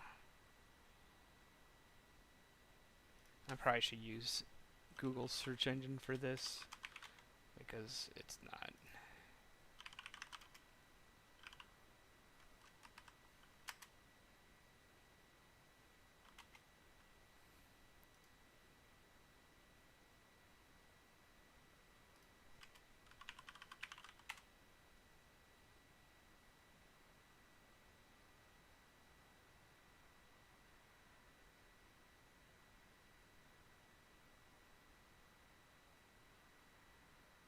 Interesting. Maybe it wasn't a video and just an article.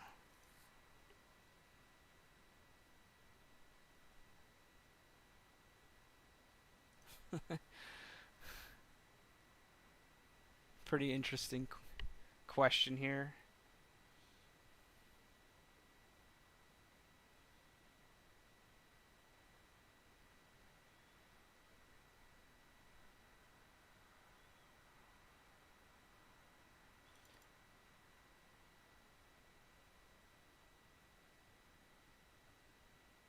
It's funny.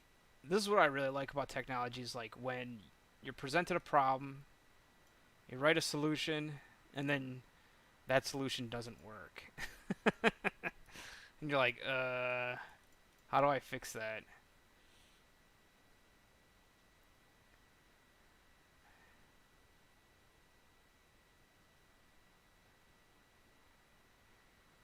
This is what's so interesting too to me is like how to you everyone like you go to a company and every company has like X amount of resources, regardless of whether it's cloud or physical data center resources. All these resources essentially could be optimized depending on what they're doing with software. And in theory, you could get more, out of what you currently own, or you could reduce the price of your cloud bill. Is the two things that happen when you can optimize the software. And this is like so I guarantee you like less than 1% of companies right now are looking at anything close to this type of optimization here. Like at the core level like this, like how these context managers and these threads work. You know, most programming languages are just like Python and and they'll have maybe some C stuff underneath, but uh, if you're writing in Python, you certainly don't care about CPU cycles at all and threads and concurrency.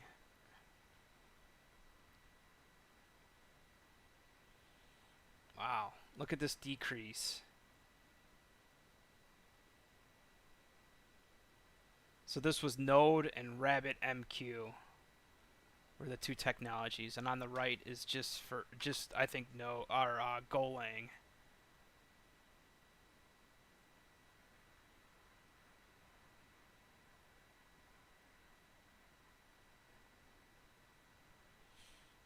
That's crazy.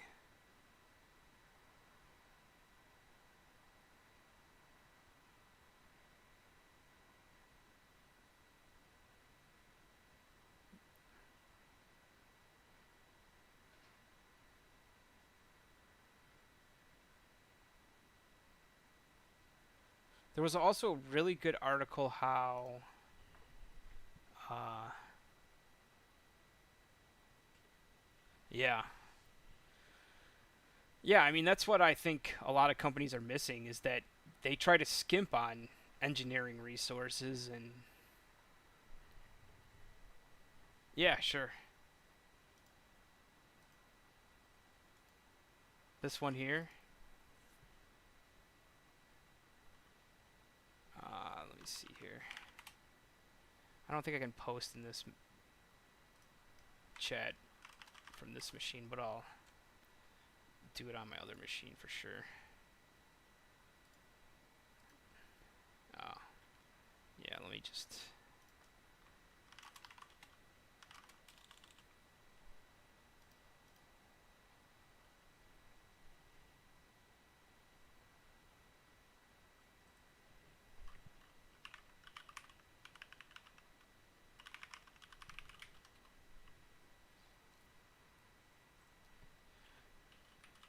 Because, yeah, the other programming language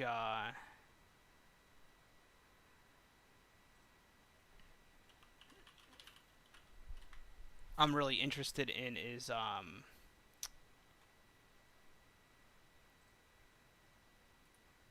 Rust. Is the other two. I know everyone's like talking about Rust and wow, this one isn't actually in Google search very well.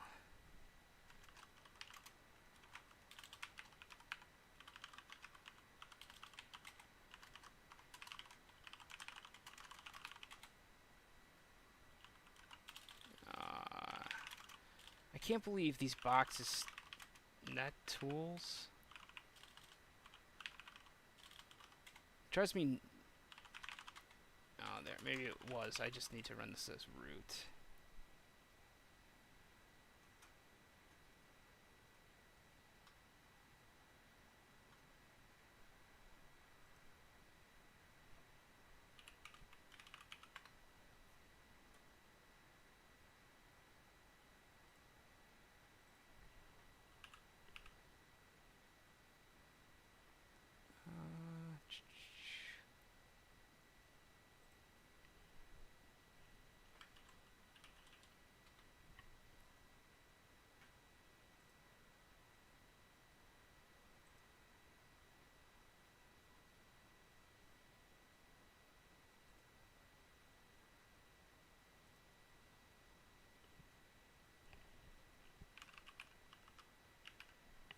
The most convoluted way to get a link, but don't worry, it's fine.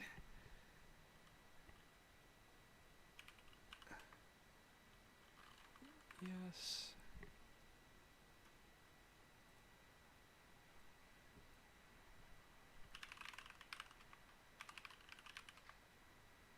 Oh man, I logged in the wrong user. Forget this is just YouTube.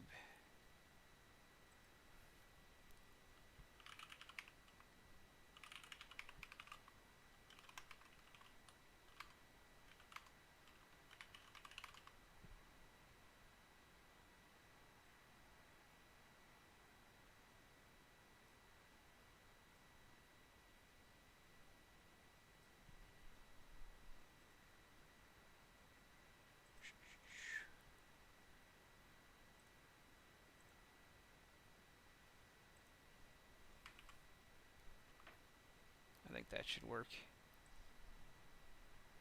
Yeah, cool.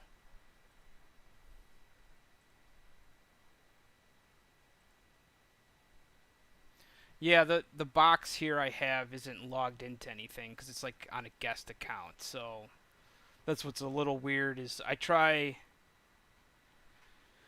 when I stream on YouTube and on Twitch, sometimes I try to use a box that's not connected to any one of my personal accounts if possible. Like you can see here, I use DuckDuckGo and I'm on Firefox. I'm not even in Chrome logged in. Because even like Google search is completely tailored to your even your IP address. So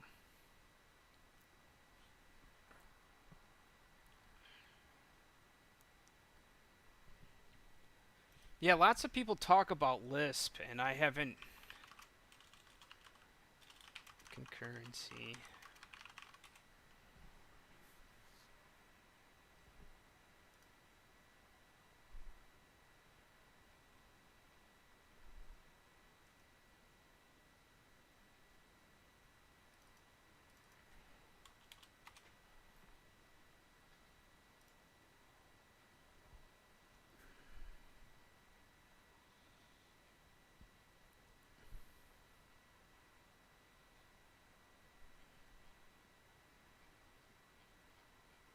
It's amazing how many good tutorials there are out there.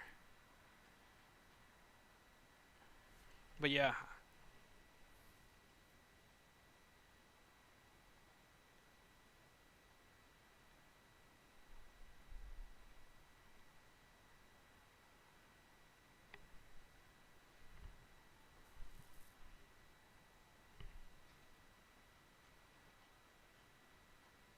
yeah, it's funny because like most of the stuff I do is in Python, and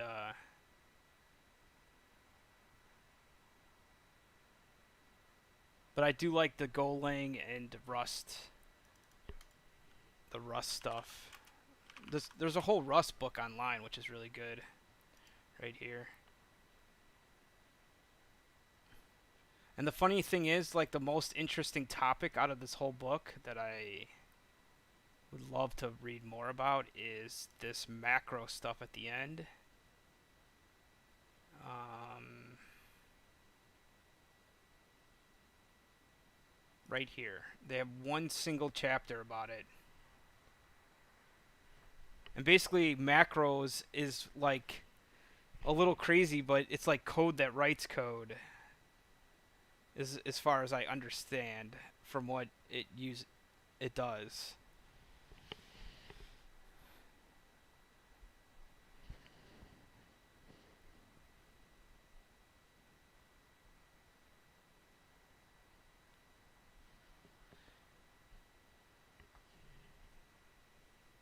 Yeah, if you want to start with the fully functional language, yeah, it's yeah. I heard most people say like you should definitely look and learn Lisp. The problem is that I don't know. I try to keep all these straight in my head as much as possible, and that's pretty hard to do too. The other problem I run into is that well, yeah. So I don't. I like strict type stuff, and I don't mind. Yeah, there's a couple things like I do like the strict type checking of languages. They seem like very important to have when you have a giant team, maybe. Um, Similarly, though, I don't have many problems uh, with type checking, like when I work on a project that I do by myself. I guess if that makes sense. Like, but I feel like even in I don't even consider Python very dynamic. When you do this,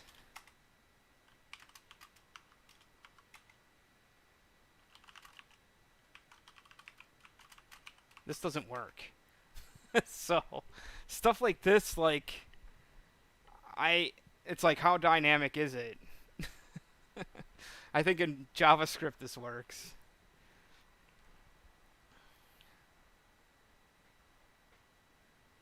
And the other thing is that Python does have Python type checking now. If you really wanted it, it does have uh,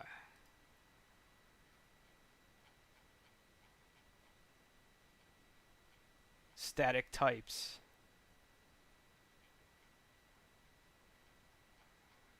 Where do they have that? Right here. So they use MYPY.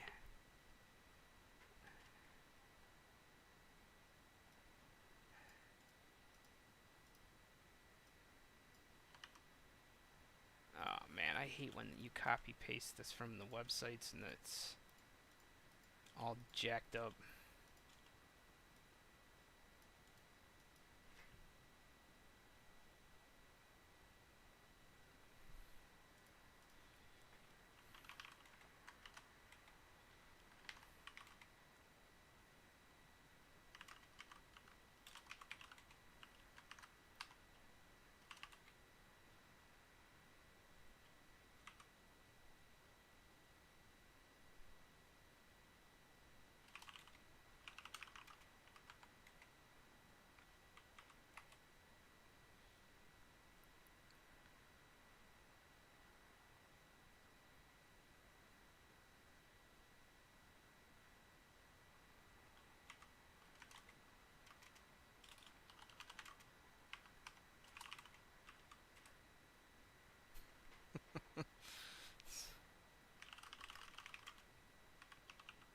Is this installed through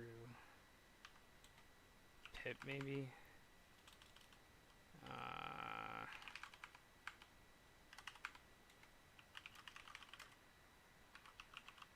Is it just called MyPy? I think it's just called MyPy.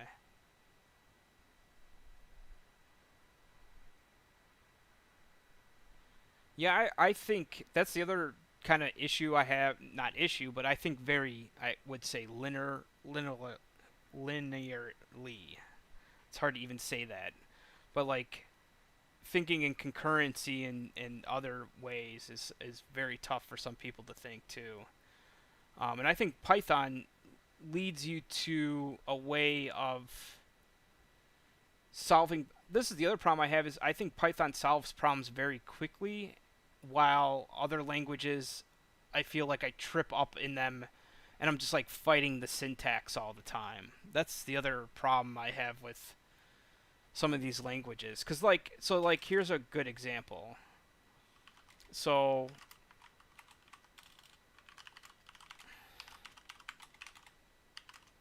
let's say I have this program.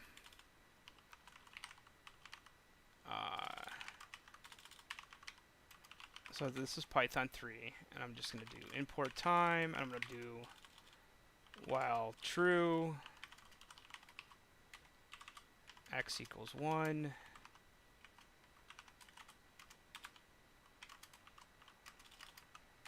I'm going to do time dot sleep 3, and we can print out x. So we have this program. It does some task for me.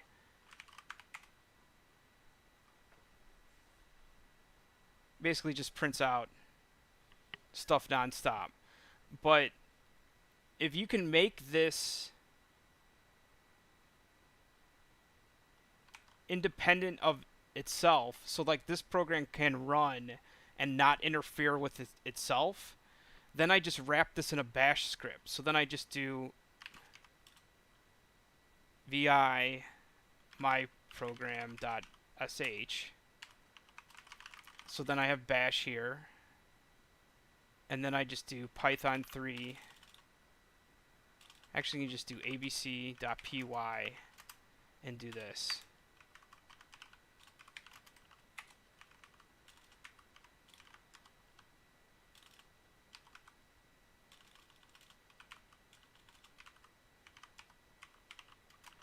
And then I put a wait here, and then you can do it again. Whoops. So I'll show you how this works.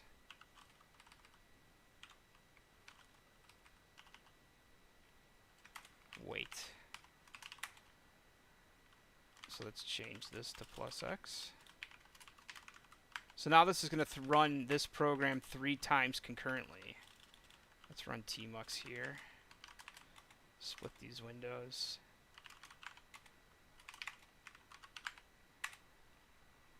So this is running. So now if I do psaux grep abc.py, you can see this is running concurrently now 3 different times. And like right there, I feel like I already have 99% of what I needed for concurrency in Python. And you can basically scale to unlimited CPUs with these bash scripts. So now, like say I'm in top, and actually, let's go back here. And I'm just going to kill this one. Basically simulating this one's done. And you can see here, as I kill these, actually, yeah, it did stop. So kill this one. So these are kind of like simulating it stopping. And now you'll see the bash script pick up again, and it just ran 3 more psaux grep py. So now we have 3 more of these running right here. So that's like a really easy way to have Python concurrency, I would say. Which is, I think, super easy to do. Like if you looked at, so I wrote one programs probably in my entire career that I wrote that is using threading, I think it's called.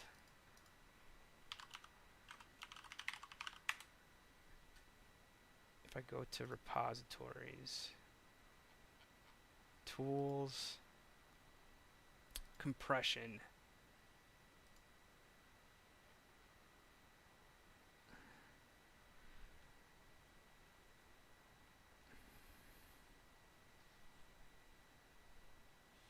Yeah, I do like using Xargs too. Yeah, you can use that for all types of stuff. I feel like I do really like Bash a lot, but I feel like the syntax is not ideal for some people to learn either. This program I wrote that it uses this multi-processing, and it actually does use a pool, and it detects how many CPUs you have. So if you can see here, like this is very crude. This is very crude here with this weight stuff. And as you can imagine, like when this program finishes, in theory, this program could spin up another one, but it really doesn't in this context. It actually waits for these 3 to finish before it goes on to these next 3. So that's where like a pool comes into play. So yeah, if you really need like the most performance stuff in Python, I would recommend using this pool. But as you can see here, it's not as easy as some other programming languages, and many people don't really understand what this map even does.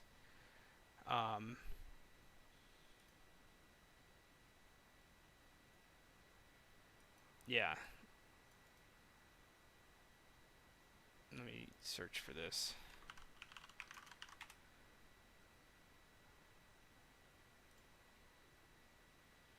Because I think it just takes a function.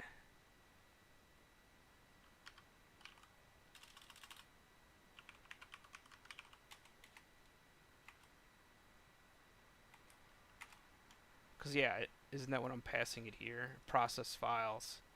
Yeah, see, I'm passing this a function. And I think that's where this gets really complicated for people to understand, is how this is working.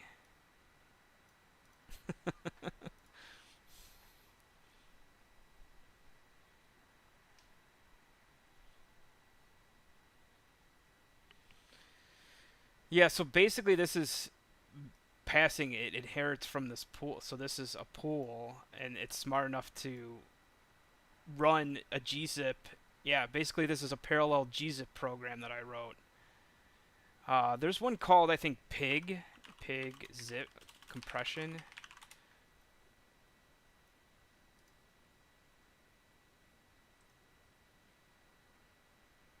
Maybe there's, yeah, something. Yeah, pig z.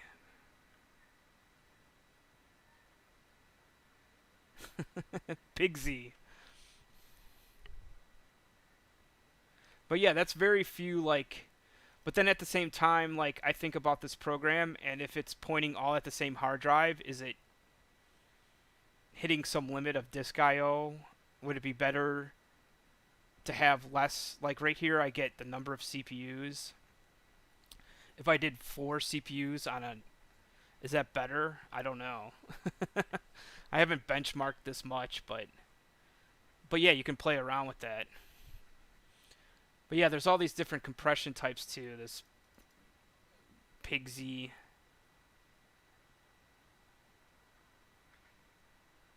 Yeah, this is a parallel gzip. But the problem I had is that I had multiple files, I think, that I needed zipped individually, gzipped individually. And this didn't do this. This is a compression in parallel for single. I don't know, maybe not. I would have to read more about this.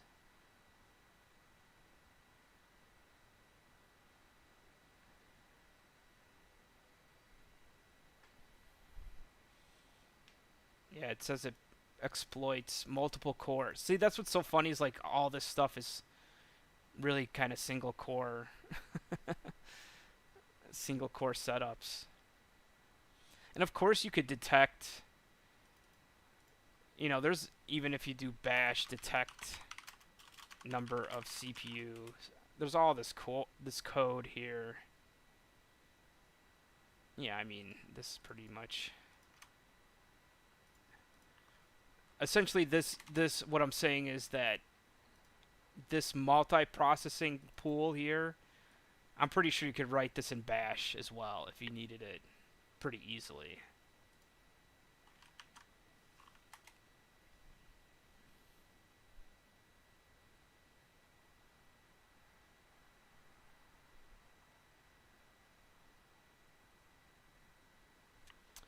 Yeah, I'm from a DevOps development operations background, so our entire job is the terminal, basically.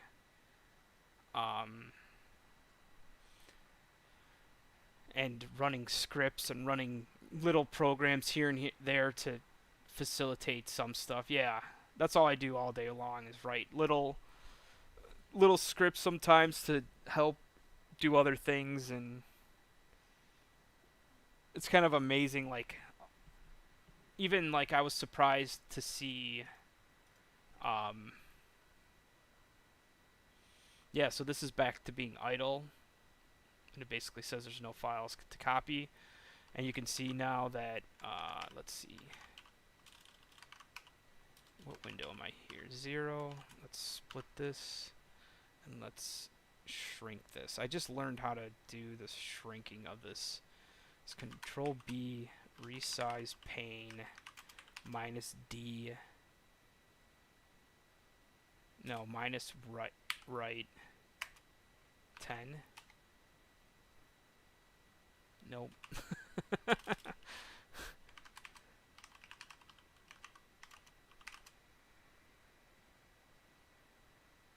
I forget this already. I just like learned this. Usually I have shortcuts for this, but it's annoying when you don't. Oh, it's capital. That's the problem. It's annoying when I come to a machine and I don't want to always copy my tmux settings everywhere. Maybe I'm just lazy, but I want to be able to control tmux without always having a tmux file. So this is resize pane right 10. There we go. And then you can just Control P here. It brings up the last option.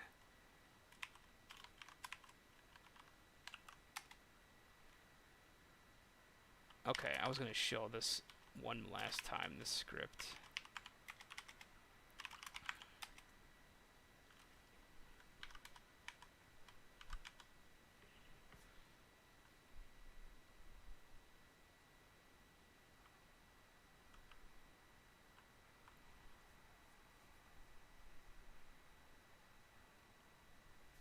Yeah, I always wonder, like, what efficiency all this is doing and using and stuff.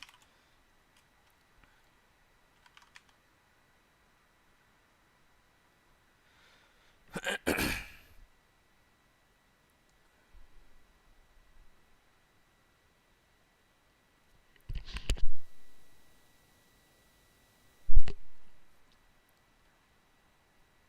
can actually even see the 980 Pros are almost identical here again, which is kind of crazy in the first phase. They're all within like this would like within 1 minute of each other.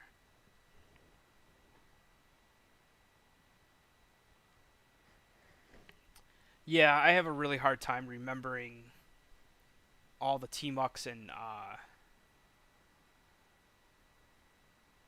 vim commands, but I'm slowly getting better at tmux and vim.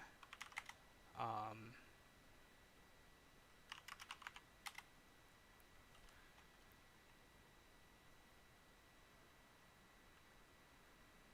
yeah, see, so I'll even demo copying a file in here that's not like simulating that this is ready to go again, because I actually have more files to copy in this data too. So now that I know this works, because like basically this was that was the first time it copied 3 files or 4 files in a row here. And actually, let's make sure they're on the destination before we do this again. So under external, yeah, they're all here. So I have another 11 plots here, all 102 gigabytes. So let's go back to this output and data 2.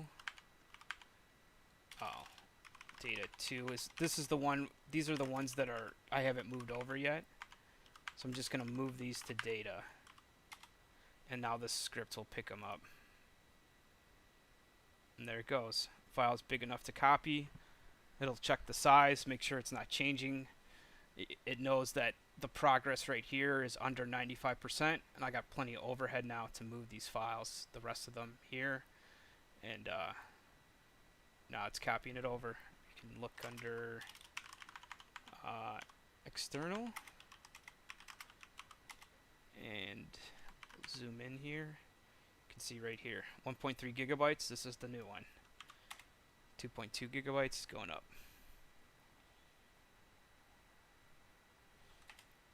Yeah, I do like using physical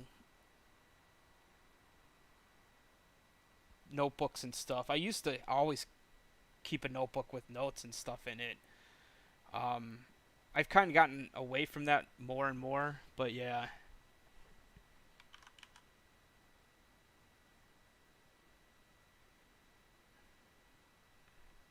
And that's all. Hopefully this will get, maybe not on this machine, but I think on the next machine I can get this to like 40 plots a day, which is kind of crazy. So that's 40 times 102. It's basically 4 terabytes a day, which is, I will run out of space very quickly. I don't have 4 terabytes a day to store data, but it was so funny. I saw a guy post in the forums that he's like, I might even sell people plots like directly in New York City. I'm like, man, could you just sell plots that you make? Like, you don't have enough storage left, so you just sell the plots to other people. You'd have to like meet up with people and transfer giant terabytes of data or exchange drives somehow. But that'd be pretty funny.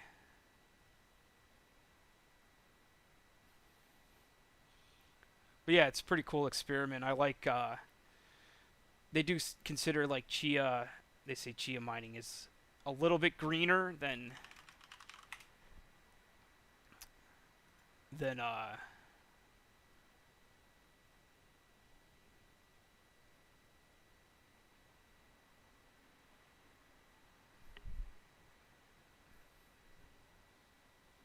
Yeah, I don't.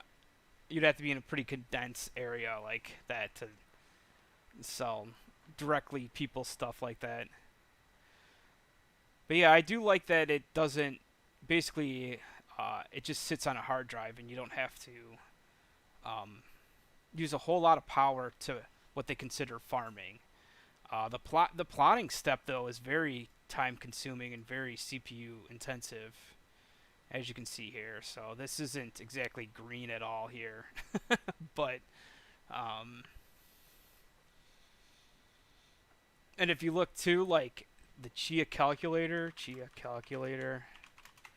this is like. So I think I have like 50 plots.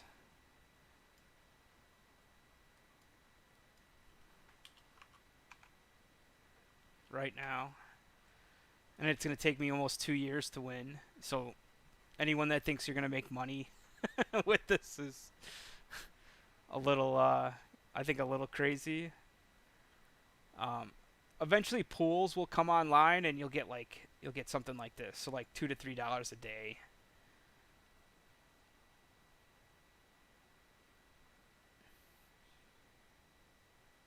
But the problem too is like you can buy a graphics card, and it can basically, as long as that graphics card doesn't fail, it can produce, in theory, some amount of cryptocurrency. The problem with Chia is that you reach a point where you buy a hard drive, you fill it up, and it just sits there, and you want more Chia, you have to buy another hard drive. So that's where it's kind of getting strange, too. Yeah, this thing basically should deter anyone from buying any Chia hardware.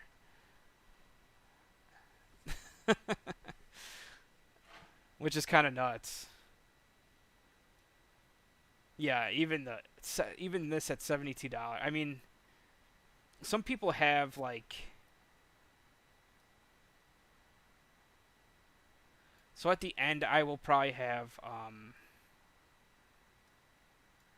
probably like, I think I did the math, like 32 terabytes a chia plot. So that would be 324. It would take 3 months if I was mining on my own, and I would make about $15 a day.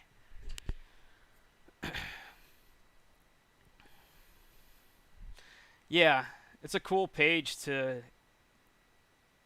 The problem is like, let me see if I can find this link too. There was like a YouTube video of this like, uh, I'm sure it was in China somewhere. All they're doing is assembling plotters as fast as they can to get more plotters online and more. And this thing is going crazy fast. This because like I heard like 3 months ago, this was like a lot better, and now it's like awful.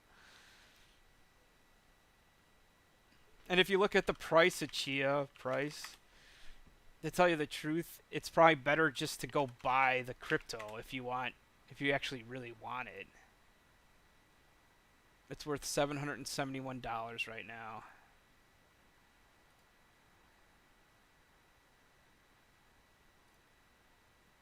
But I hope this like explodes too eventually too. Eventually this goes way back up, and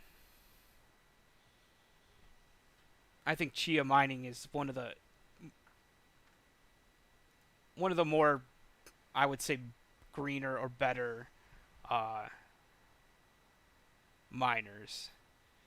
Because if you look at a GPU, it can use like 300 to 400 watts like immediately.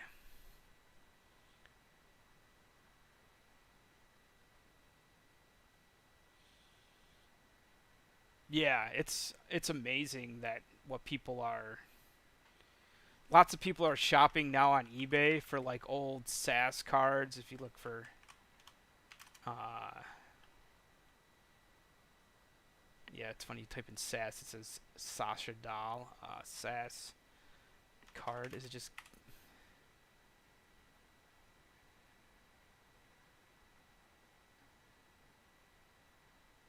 Yeah, stuff like this. So, like this would be in the dumpster. I mean, this thing's $16. It would be in the dumpster if it wasn't for like chia mining. But lots of people are buying these and then attach. Like this is a breakout cable here, and you can do a bunch of drives at the end. I think it goes from one to four SAS drives, and there's tons of these out here.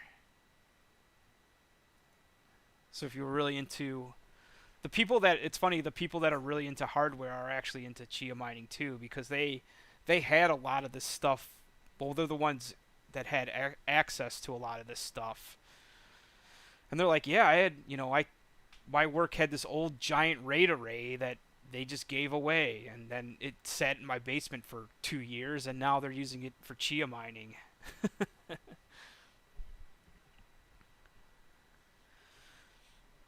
Yeah, because some of these cards, you like, I think they can even go up to like 4 ports. Uh,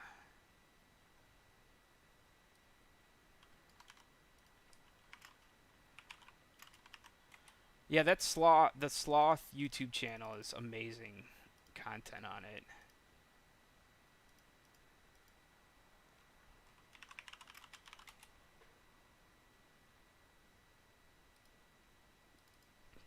Not Sleuth. This one.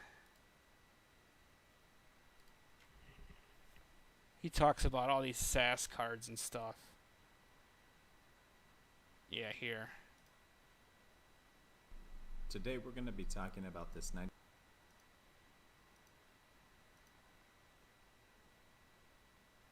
16 port external HBA for $18. The funny thing is everyone's like figuring this out too now, and they're jacking up prices. So watch out for that. Um,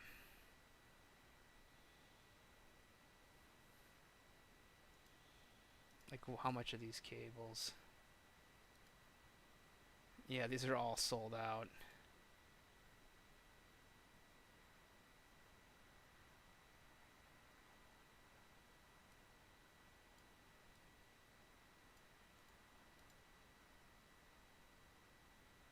I wonder how much. What's funny too is like, can I search this guy's?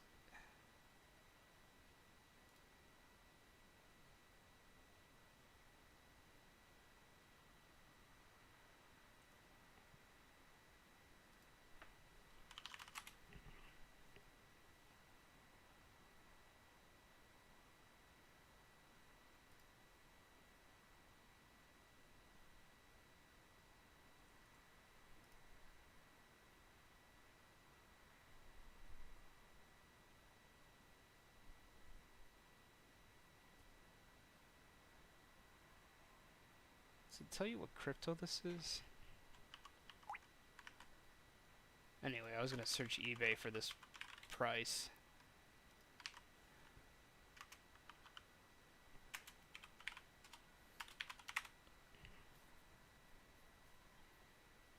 Yeah, now they're like 44 bucks.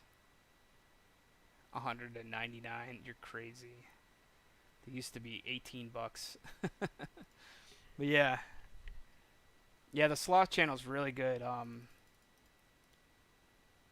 I give them props to the Discord's going crazy. It's just it's hard to keep track of the conversations.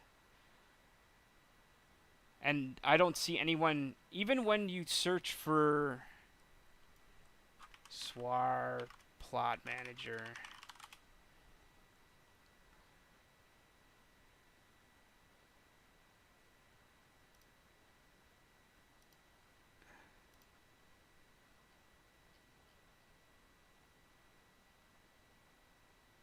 So he'll show his configuration here, But the problem is like I don't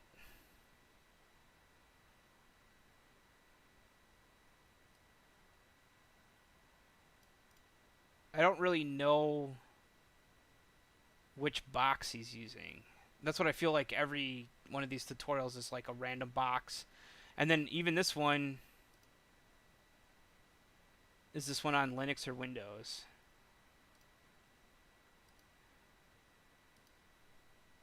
Yeah, see, he's on Windows here. So, like, I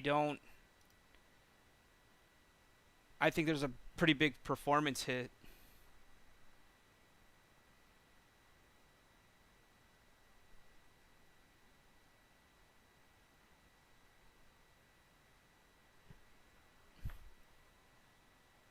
Yeah, I think there's a pretty big performance hit when you use Windows. But I don't know. I would like to see some benchmarks on that, too. This is where he's talking about the thread count, too, that he believes that uh, he says pretty sure that it's just 4. Yeah, he has a giant CPU there. Look at all those cores. That's so crazy. So yeah, his 40 plot machine, or yeah, the 40 plot machine is, these are all CPU cores. 64.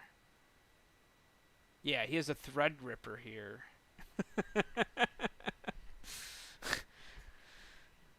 This is probably like a $2,000 processor.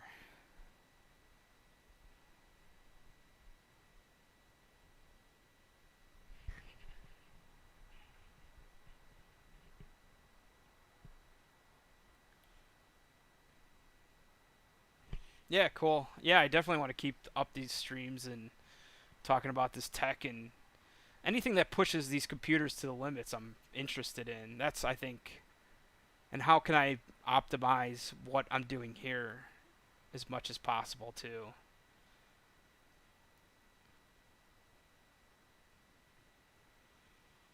Because even here, like, I bought all this RAM and it's not even using all of it. And I was just like, I thought I was for sure I was bound by the how much RAM I needed, but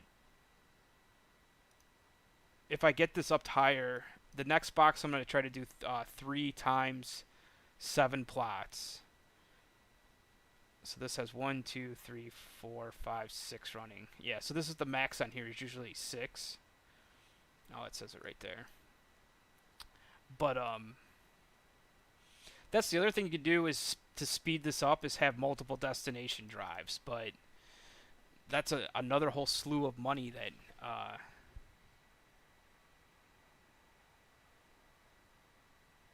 yeah, if you can avoid Windows, avoid it like the plague.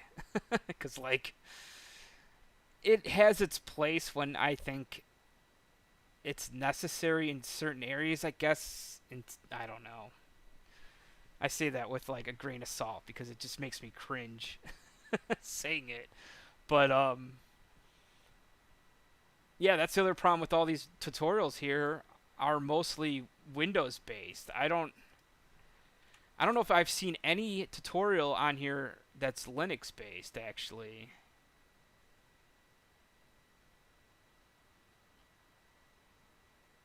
Here's one. But this is an installation. I don't need to install it. And look at these. Most of them are Windows 10. It's good these people are making these videos like you will fail. Look at these crazy people setups too. This is what I like looking at too is that um, just what kind of monstrosity people buy with like this guy's going to try to hook all these USB drives to this hub and see how how many work. Yeah. Look at all these Western Digital drives. I got a couple of these. But what I'm going to do is take the drive out of these and put them in the machine. These I don't trust these drives inside these uh yeah, it literally says you will fail. But the thing, so this is the thing. I hate to say this, but when there was a point in time when, so I had a bunch of Bitcoin mining hardware. So whatever that was at the time, say it was like, you know, I don't know. I had, let's just say I had 5 graphics cards running. But if I kept those 5 graphics cards running, even when the price of electricity exceeded the cost of like getting the coins, in the future Bitcoin exploded and I would have made a ton of money. And instead I stopped mining and I didn't put any money towards Bitcoin or any cryptocurrency, which was really dumb. So, this is kind of me getting back into it actually is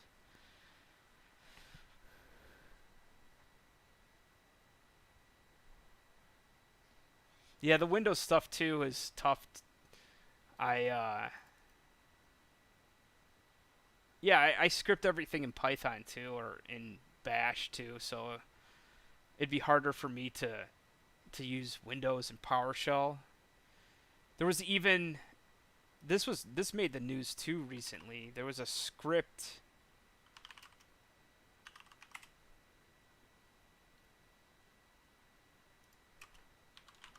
There was a PowerShell script going around that was stealing people's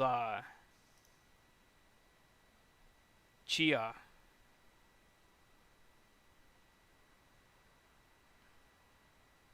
Which was scary. So that's another reason that I'm wary to. So like even for this example, I'll show source code here on the terminal, but I kind of expect anyone that's going to use this to just type in their own stuff. They can copy it, of course, but like you should really know the code you're running because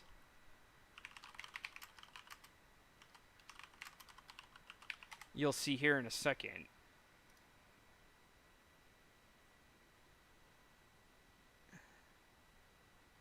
Weird. I wonder where this went.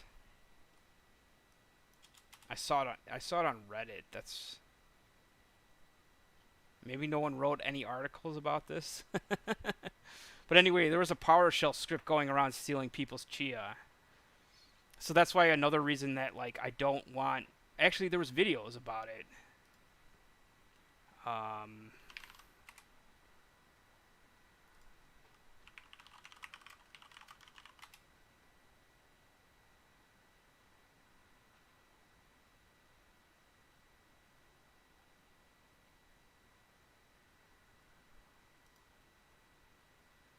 like this week, right here.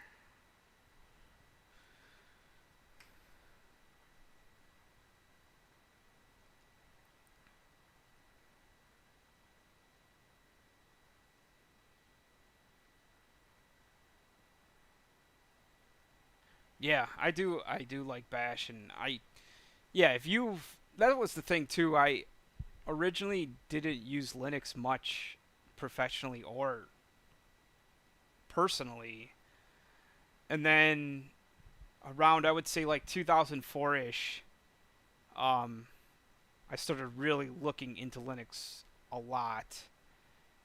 And once you use the terminal, you never look back. I don't, the command.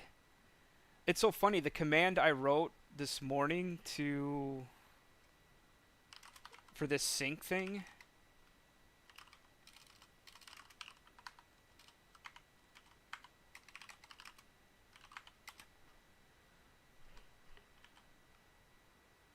So this little thing right here, like this would have taken me, I don't like forever to write in PowerShell. I don't know how long it would take, but I don't think I would even be able to write it very easily.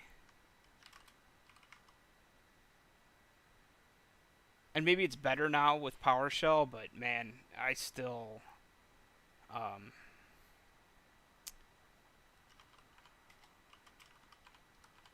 I'm still, like you said, I'm not really a big fan of PowerShell. So yeah, now I can run this. Oh yeah, I gotta go to the Swagger, or the Swar. I keep calling it Swagger. So yeah, the most this match is right here. I can just easily grep this out every time. Or yeah, with grep and said. What drives me crazy too is like you need something tail on Windows. You need like a third party.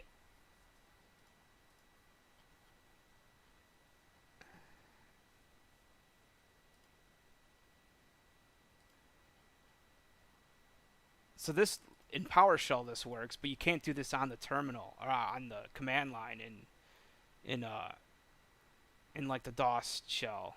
Yeah. There's not like really a real tail, which drives me crazy in Windows. I actually have to deal with a lot of Windows servers at work. They make me cry.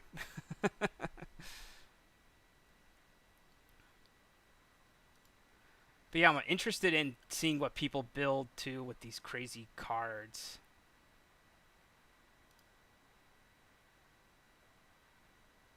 Yeah, so this takes four. This takes four, and each one can hold four drives. Yeah, there's even a third party like what is it called? It's called like Tail Dog or something.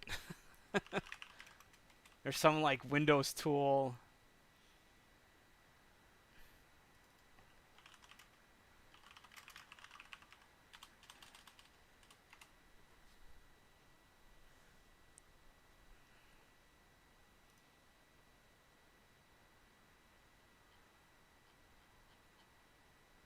Yeah, get content once again, more PowerShell stuff. But you actually need PowerShell on the machine, not uh yeah, that's the other thing. People use Notepad++ here.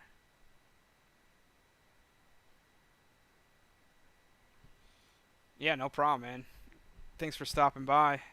Yeah, lots of people use Notepad++, and if you forget to log this out, Notepad++ just uses up all the RAM on the box and runs out of memory and crashes the whole machine. So, lots of development operations guys have to write scripts to automatically log out users on Windows boxes to release resources like Notepad++, which is super annoying.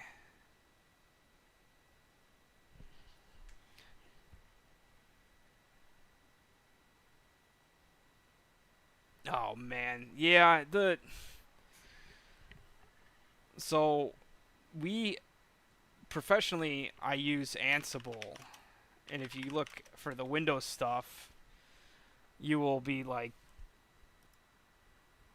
totally frustrated, I would say. And there's other issues like here, so like I'm sure you've used like the package managers on Linux. Now Windows finally has one, but this needs a commercial license, I'm pretty sure.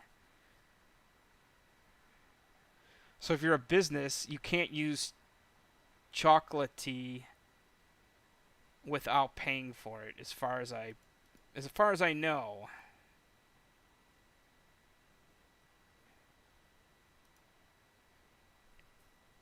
Yeah, like I think you're supposed to purchase this. And it's fine. I mean, it's the 500 plus machines $15. I mean, that's nothing. But at the same time, the company that you work for, chances are they have to read through the legal contracts of this software, and they probably don't like some of the stuff in there, and they won't want you to use it. That's what I run into a lot of the time too. Is even though this is like dirt cheap, it contains proprietary software and some license, and we don't like that. But this is like the number one package manager for Windows, and it even has like a .org domain, which is kind of annoying, but it has dark mode though.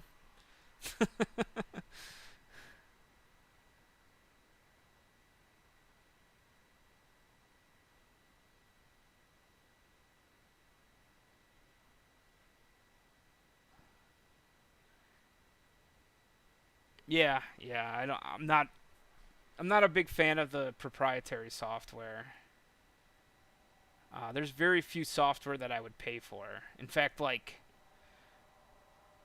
to tell you the truth, I think one of the very few things I've purchased in my career is just Sublime Text is a very good editor. But this is like the only thing I think I've ever purchased. There, maybe that's not true, but like substantial cost. Like this is a little bit expensive, but it's one time. That's the other thing is like one time uh, deals.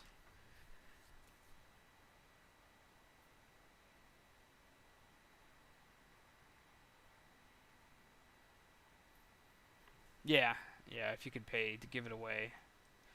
The other thing that are other thing people are starting to fight about is this isn't good either. I don't know if you've seen this, but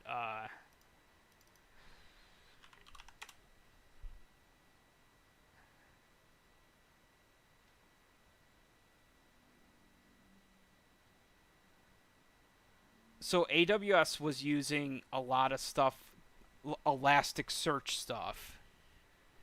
And if you look for Elasticsearch, it's a company and not a product, actually. Sorry, I was.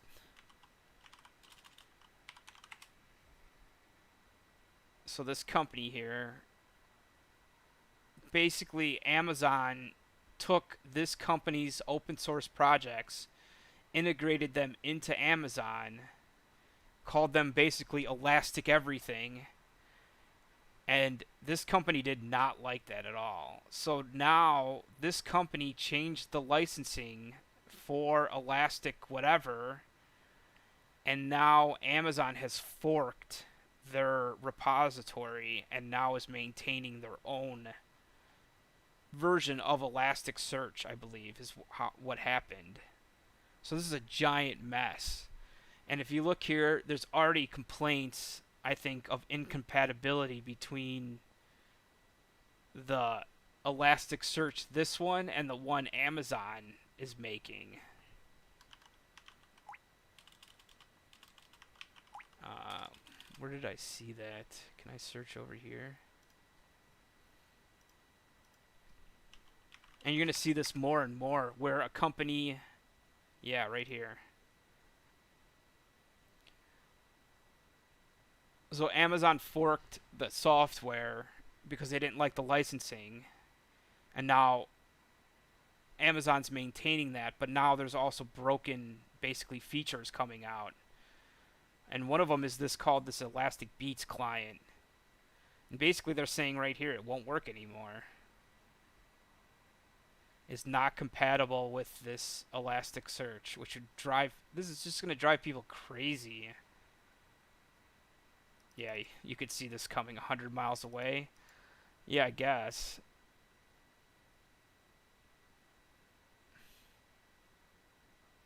So this guy's suggesting you run your own Elasticsearch stuff inside Kubernetes, which isn't easy either. Uh,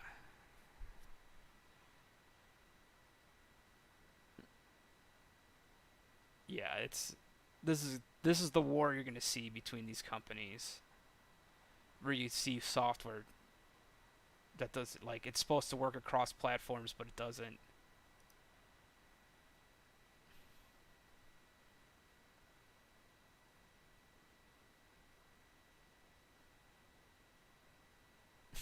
They're just like, nope, you're done. Wow.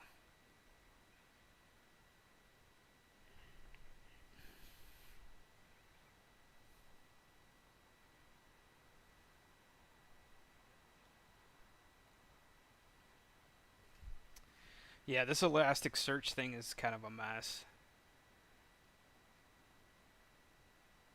Because if you look on AWS's Elasticsearch, they have all these products.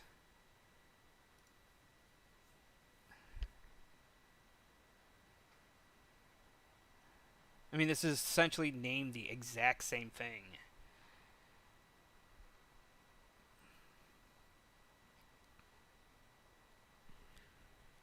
Shocking. Crypto everywhere.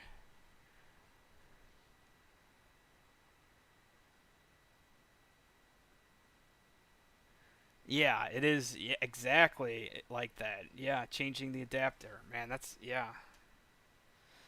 Sounds like something maybe Apple would do, but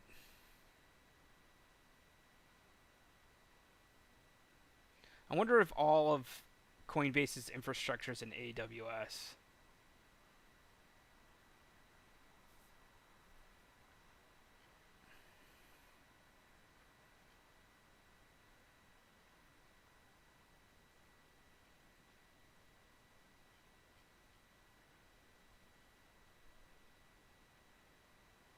Yeah, I bet you it is. There's no. That's the problem. Is like if your infrastructure doesn't sit in the AWS, I don't think you could log to AWS fast enough.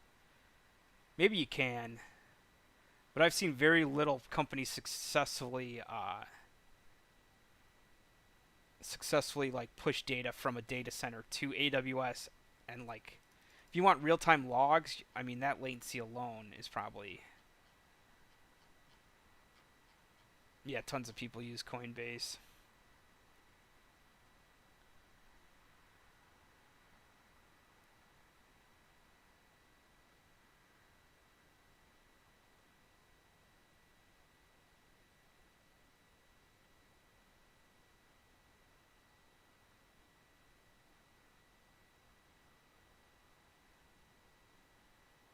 Yeah, see, like I love seeing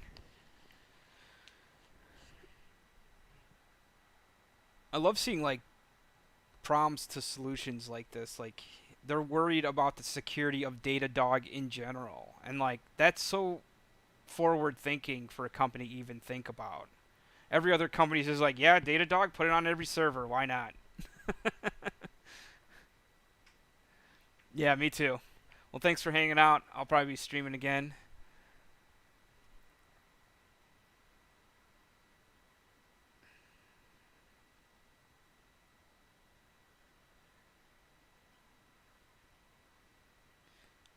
Coinbase, though, unfortunately, is a giant Java shop. I'm like, I wonder if they have any jobs there, but it's all Java, which, meh. They do look like have jobs.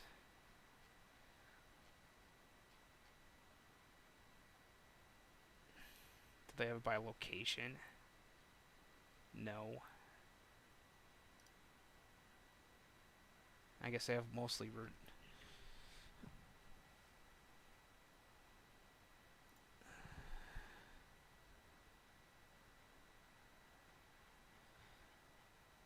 This is what is interesting to me too. Is that where is this job description? Oh, it's at the top here. It just brought me all the way to the bottom. Okay.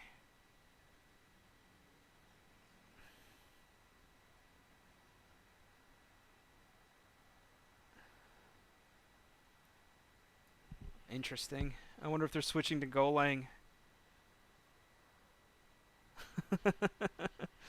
Because that's what interests me too. Like you go to these pages and you try to look for the actual tech they use, and some companies are so reluctant to what they even say they use.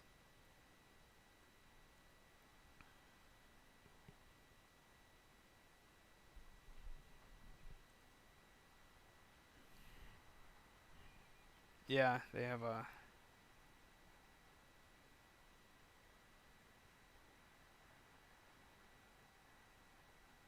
This company is gonna explode.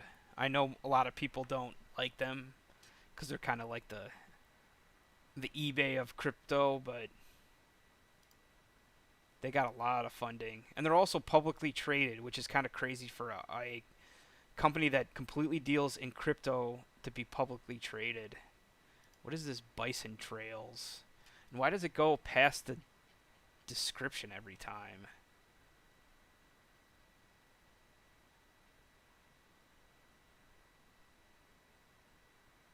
Yeah, Go, Python, Rust are the basically the three future languages that people are going to require. I hope to see Java kind of die out. Yeah, later, man.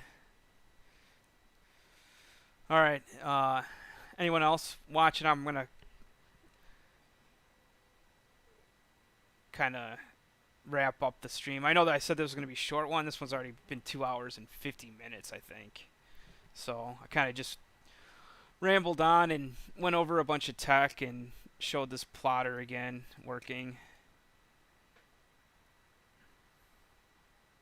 Yeah, it's almost done copying these last couple files. But it's good to see stuff in code like this working.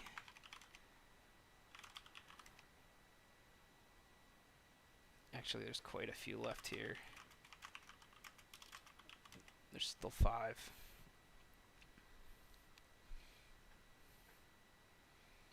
But yeah, thanks for watching. If you have any ideas for topics, throw them in the comments. If you're here just lurking, thanks for watching. Till next time.